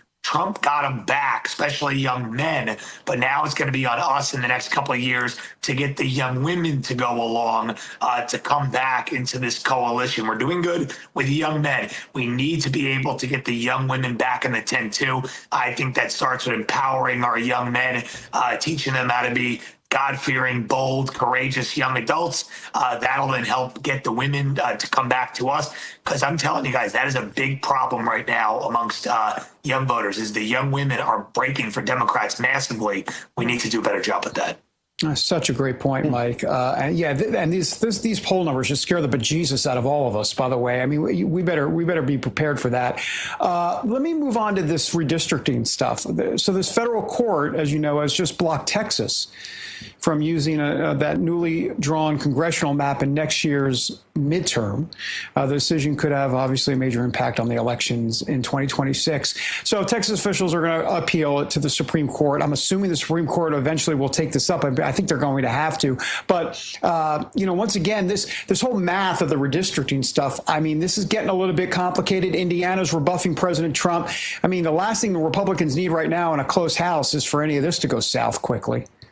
Yeah, and in California, they obviously passed the Prop 50 bill, which allows California to redistrict. So, the Democrats are playing for keeps, guys. I think that's abundantly clear. California passed Prop 50. Texas, obviously, we're fighting that out in the courts. But in Indiana, we have Republicans rebuffing the plan. If California is doing it, if Republican states like Indiana are saying we're not going to do it, and then states like Texas are getting held up in the courts, the judge saying you have to honor the 2021 map. If that's the case and we're not finding a spot to equalize what they're doing in California, we're going to have problems. Because, again, this happened and California passed it on the ballot. Texas was the first state to do it. So now, unless we have another state that's going to come on board like Indiana or another red state that's going to want to do that, then we're going to be screwed here, because California is going to get their map, and that map is a gerrymandered mess, guys. It is an absolute mess. It is going to decimate any Republican representation in the state of California. We need to get tough in places like Indiana, especially where we can control it. I know Texas will have to be fought out, but red states where we can control it, because every state's different with how they redistrict and how the laws are. We need to look at those opportunities, and we need to equalize what they're doing in California. Democrats always play for keeps. We got to wake up. Otherwise, the next 2 years are going to be impeach Trump central every single day, and we won't get anything done. It is a dire wake-up call that I think people are not taking seriously enough, guys. Yeah. Mike, before we let you go, I want to get your take on the GOP effort in the U.S. House to remove Judge James Boasberg. The House Freedom Caucus introduced an impeachment resolution against Boasberg for his role in Jack Smith's Arctic frost probe, and now members are rallying to move that resolution forward. What do you make all of this? Is there enough support in Congress, in your opinion, to make this actually stick, to make it happen? Yes, I mean, I think that Congress, especially Mike Johnson at the helm, they need to get tough on things like this. You never would have the opposite situation going on, where you would say that if the Democrats wanted to get rid of somebody, that they wouldn't line up and support and rally behind the cause that the leader wants. Mike Johnson needs to be tough. You know, whenever the Democrats want to rally for their own cause, even if it's disgusting and egregious, like when they blocked the censorship of that woman who was texting with Jeffrey Epstein during the hearing, they'll defend anything, okay? If we can't even rally support to get a judge impeached or somebody impeached who is clearly defying the Constitution and targeting and using weaponized lawfare, if we can't do that, then we have a bigger problem with leadership in the House GOP. It's kind of been the theme of the segment, guys. But the next couple of months are so crucial because we're coming into the election year 2026. And if we don't get tough on this and start playing to win instead of trying to play to some, independent voter that they think's out there that we win by being soft on this, then we're going to lose everything and it's not going to be good. Mike, well said. Thank you for joining us this morning. Thanks, Mike. Thank you, guys. Thanks, Mike. All right, there is more American Sunrise in just a moment. But first, have you joined RAV Ambassadors yet? Here's a look at what you're missing if not. What if watching Real America's Voice was just the beginning? Proud to introduce the RAV Ambassadors, the new grassroots platform that turns viewers into leaders, connecting directly with hosts like Steve Bannon, Dr. Gina, and more. Built by Patriots for Patriots. Inside the RAV Ambassadors Hub, you'll get exclusive updates, challenges, and behind-the-scenes missions straight from the people shaping the fight for faith and freedom. Every action you take, every share, post, and mission earns you points, badges, and ranks. Compete with Patriots nationwide. Unlock rewards, exclusive gear, even chances to appear on air or attend live RAV events. But this isn't just about watching, it's about doing. Joining campaigns, volunteering locally, standing for truth. This isn't just a fan platform, it's a movement, one voice at a time. Scan the QR code or go to ravambassadors.com to join now. Because America's voice is your voice. All right, so hit that QR code and join the movement. All right, you guys, you probably have heard that most Americans are deficient in vitamin D. The sun is essential, and we've been lied to about this. We get vitamins from the sun, and government and marketers have lied about this for years. We need sun, but toxins and poisons in our food cause inflammation, can cause health problems, and can age us. Fortunately, today's special guest can help us rejuvenate our complexions and reclaim a gorgeous glow. Her name is Kristen Malia. She's a renowned beauty journalist, and she has traveled the world to help find and source the best skincare products. Kristen has worked with Hollywood A-listers, makeup artists, and top thought leaders in the beauty industry. So if there's anyone who's had their finger on the pulse of the latest breakthroughs in skincare and what's working now, it's her. Kristen, welcome to the show. Good to have you. Kristen, what do you have to share with us today? Well, first off, thank you so much for having me. I am so excited to share one of my recent skincare finds, which is an amazing company called Purance. Purance is an organic skincare company turning heads in Elle and LA Weekly. To date, they have helped more than 60,000 women fall in love with their skin complexion again. And you know what? They are a clean beauty company. So there are no harsh preservatives, which I totally love. That's everything. That's everything. I mean, it takes you a while, though, to realize like how many really bad products you're using and then to get rid of them because you have collections of them if you're like me. Most of us today know that we don't want synthetic chemicals and harsh preservatives in our skincare. We want things that are made of things that are naturally in our skins and our systems already. So gentle, organic skincare. It's a breath of fresh air. What else can you tell us about this product? Yeah, so appearance is of everything you just said, right? It's gentle, but it's also effective. So one of my favorite products is the Cellular Restore Serum, and it contains an ingredient called bakuchiol. This is a gentle alternative to retinol. In a small focus group, 93% of women saw fewer wrinkles in just 3 weeks when using the Cellular Restore Serum. So basically you get all of the benefits of retinol, but without the redness and the harshness. Then there is the Cellular Moisturizing Serum. Oh my gosh, the Cellular Moisturizing Serum contains tremella mushroom, which penetrates the skin deeper than hyaluronic acid. So that's a really big deal. It is an amazing moisturizer.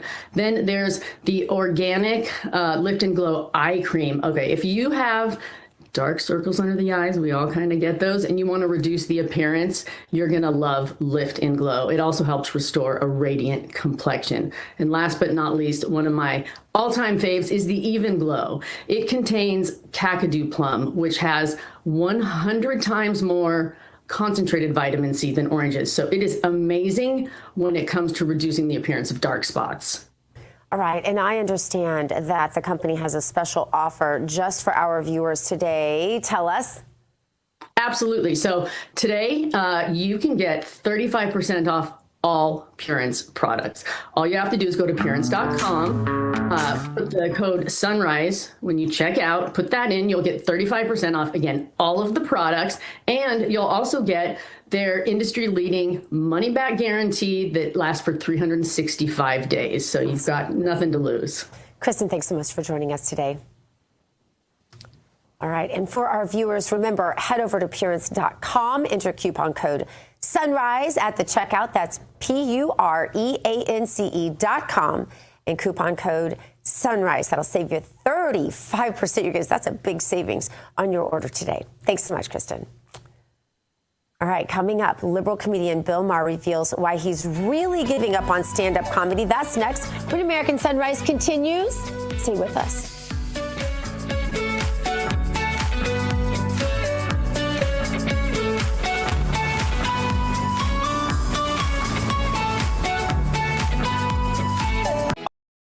Welcome to Real America's Voice, Real Minute. Your quick look at the powerful stories of faith and freedom, inspiring audiences across the nation. Angel Studios presents. I'm Bo Davidson with your Real America's Voice, Real Minute. What if the Bible were illegal? It's not that unfathomable. The new Angel Studios film, Disciples in the Moonlight, presents this near-future scenario. Take a look. We have purified this country from the hateful words of the Holy Bible and replaced them with an inclusive, welcoming text that reflects our current values and beliefs. When you see what's happening out there, they are chasing down every hint of the original Bible. So what would real faith look like in a world where the Bible is banned? True courage is born when ordinary believers become underground disciples. We have seen our current world and society attack religion, specifically Christianity, in new and concerted ways. We even saw a true believer and witness, Charlie Kirk, be murdered for his beliefs. So when it comes to religious freedom, censorship, the law, and conscience, a film like this is not fantasy, but a cautionary mirror. These people are starving for the real word of God. Don't go! I can't walk away! You're walking away from us! You have no idea what you're up against. I do. I believe in you. I believe in this mission. But Nate, what if you don't come back? We do this tonight for the Word of God. The villains in this movie are not cartoonish, but rather insidious and real, as the moral dilemmas presented are quite true to today. It makes us think and reflect upon faith in our society as a whole, and perhaps the muster of our own personal.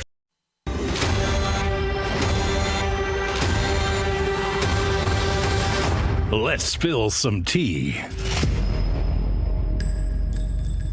Let's spill some tea, fueled by Artillery Tea Company, the only America First veteran-owned tea brand, and their mission to maximize flavor with whole leaf blends and chemical-free tea bags. No junk, just real tea. And here's the tactical advantage: each bag brews twice. Just go to artillerytco.com and use the code RAV for 10% off your first order. Again, that's artillerytco.com. Premium tea, mission-driven, and brewed for the brave. It is time now to spill some tea, and in the cup today, liberal comedian Bill Maher. The Real-Time host says he's done doing stand-up shows, not just because of age or travel, but because he no longer feels safe on stage. In a new podcast conversation with Patton Oswalt, Maher says today's political climate makes touring too dangerous. The 69-year-old also opened up about low ticket sales, audiences aging out, and the backlash that he's faced from others on the left, and why he's happy to leave the woke train behind. Here he is talking about all of this on Monday. A number of things. Just got tired of the travel, obviously. I miss doing it. Also, I feel like it was a great choice because I don't want to be out there in this country, in this political atmosphere. I could get shot by the left or the right.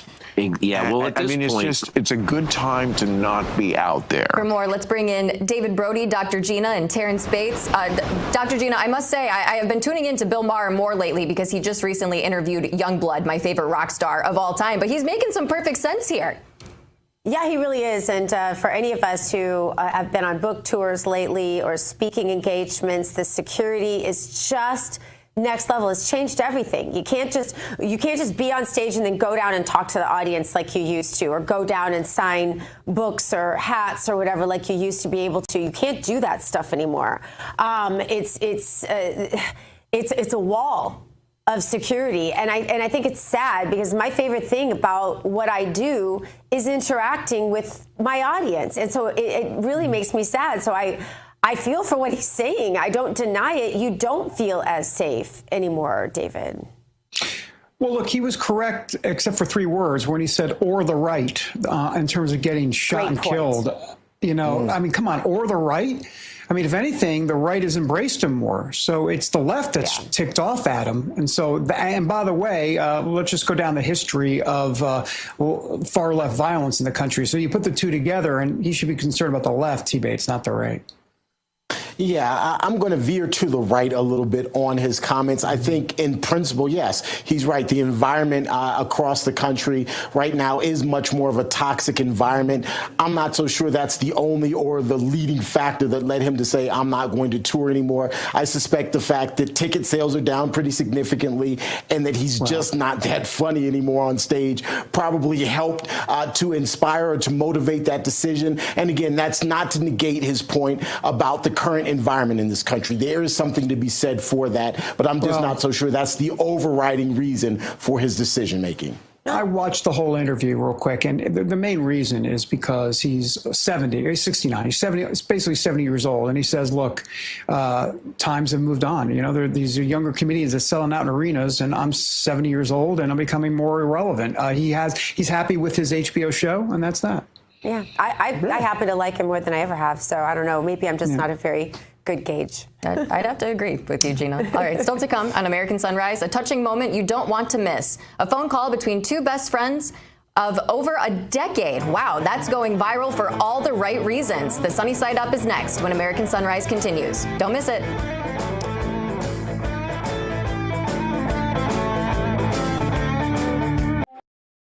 Welcome to Real America's Voice, Real Minute. Your quick look at the powerful stories of faith and freedom, inspiring audiences across the nation.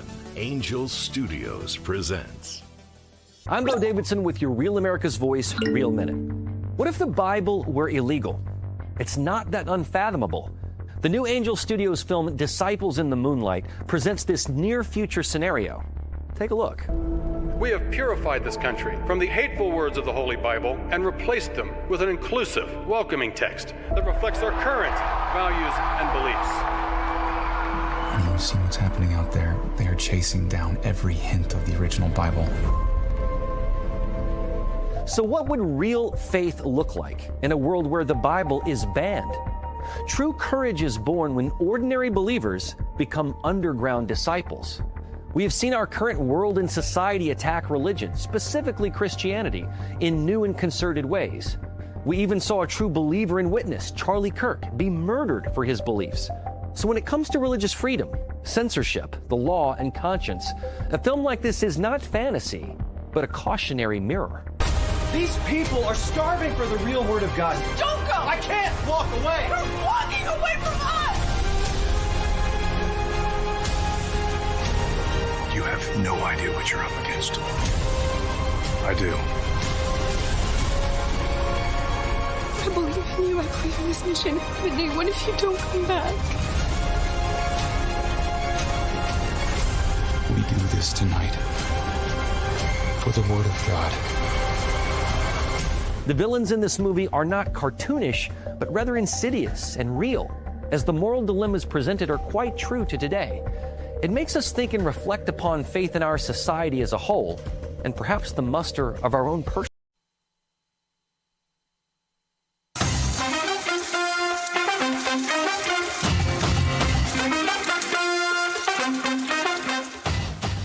Welcome back to American Sunrise. I'm Dr. G. Thanks for joining us today. Time now for our Sunny Side Up in the Pan today. A touching moment between best friends. In Frisco, Texas, just north of Dallas, the father of newly born Bo Dyson recorded a FaceTime call he made to share the good news with his best friend, Adam. Now, during the call, the father, Omar, popped a very important question, and the reaction is melting hearts across the country.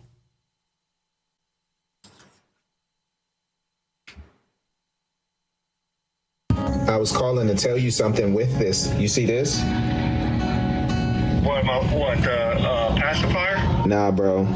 It's not technically there, bro. I wanted to ask you to be his godfather. Oh man.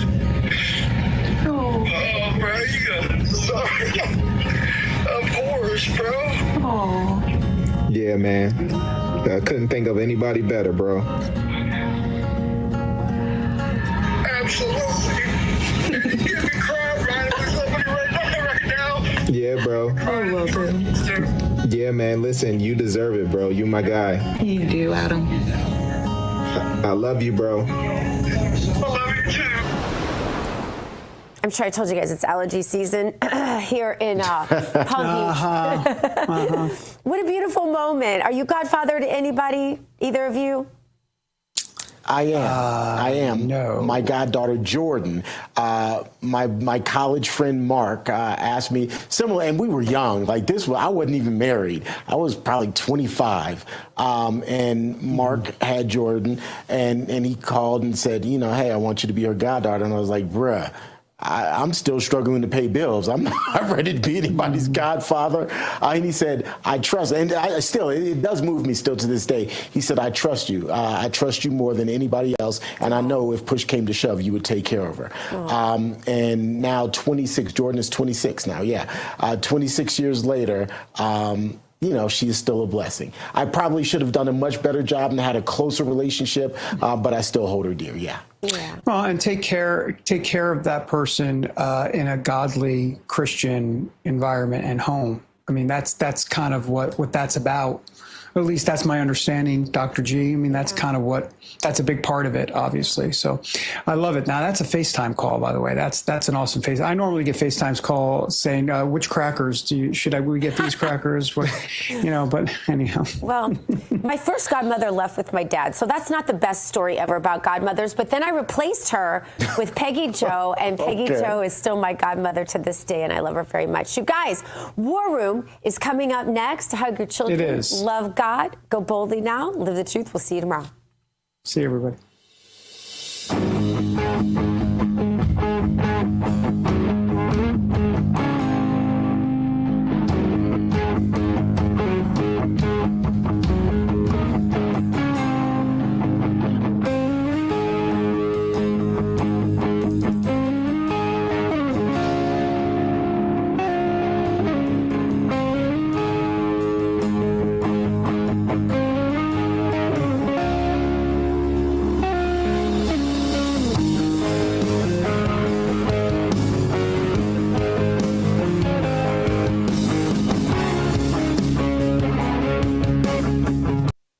going to one-up you, I want to share what the president said right now.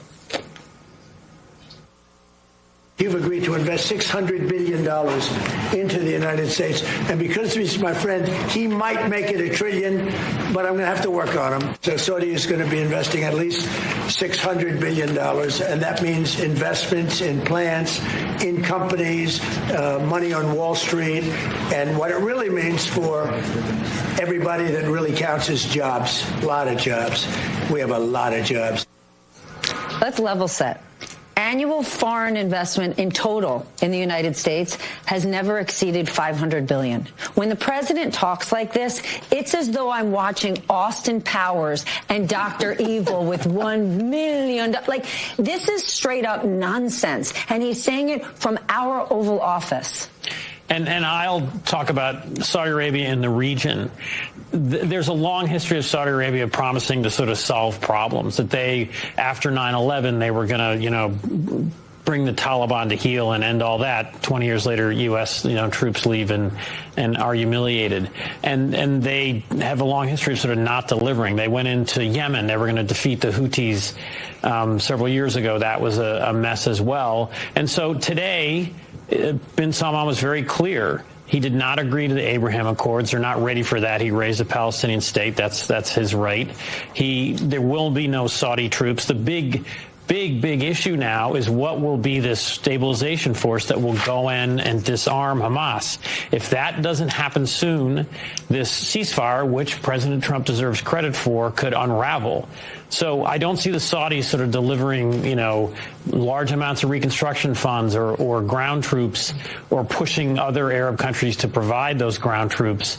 And that was what should have been the focus today, not $1 trillion of investment that or a Trump-branded shopping mall in Saudi Arabia. I think the country is very much worried about its people are worried about their freedoms. One of the things we're seeing in this data and exactly in what you said about the what we're seeing and how people are being treated by ICE and why that number is 56% not approving how it's doing its job is because it's violating people's rights and freedoms. And that means it can come for anybody to the point that there are U.S. citizens or people here with permission being literally experiencing beatings, having their human rights violated. And so I think it's very clear in this poll that there's also a divide. For people who feel threatened, and that's where we see that non-college educated white, where they feel threatened by whether or not they have a real opportunity in this country, we should be solving that. We should be making sure everybody has the ability to get a college degree and live a decent life. But what's happening right now is the division in the poll, and the reason there's fear is because we are being driven apart rather than being united and held together and seeing our shared interests and needs and trying to figure out how to solve those. But instead, we're vilifying people. And in the end, it's going to impact all of our rights. Failing, playing their trade. I mean, is it overreach? I have a hard time grasping how we got to this moment, Mark. We got to this moment because Donald Trump is an autocrat, and we can never forget this, Nicole. Like, he's an autocrat who does not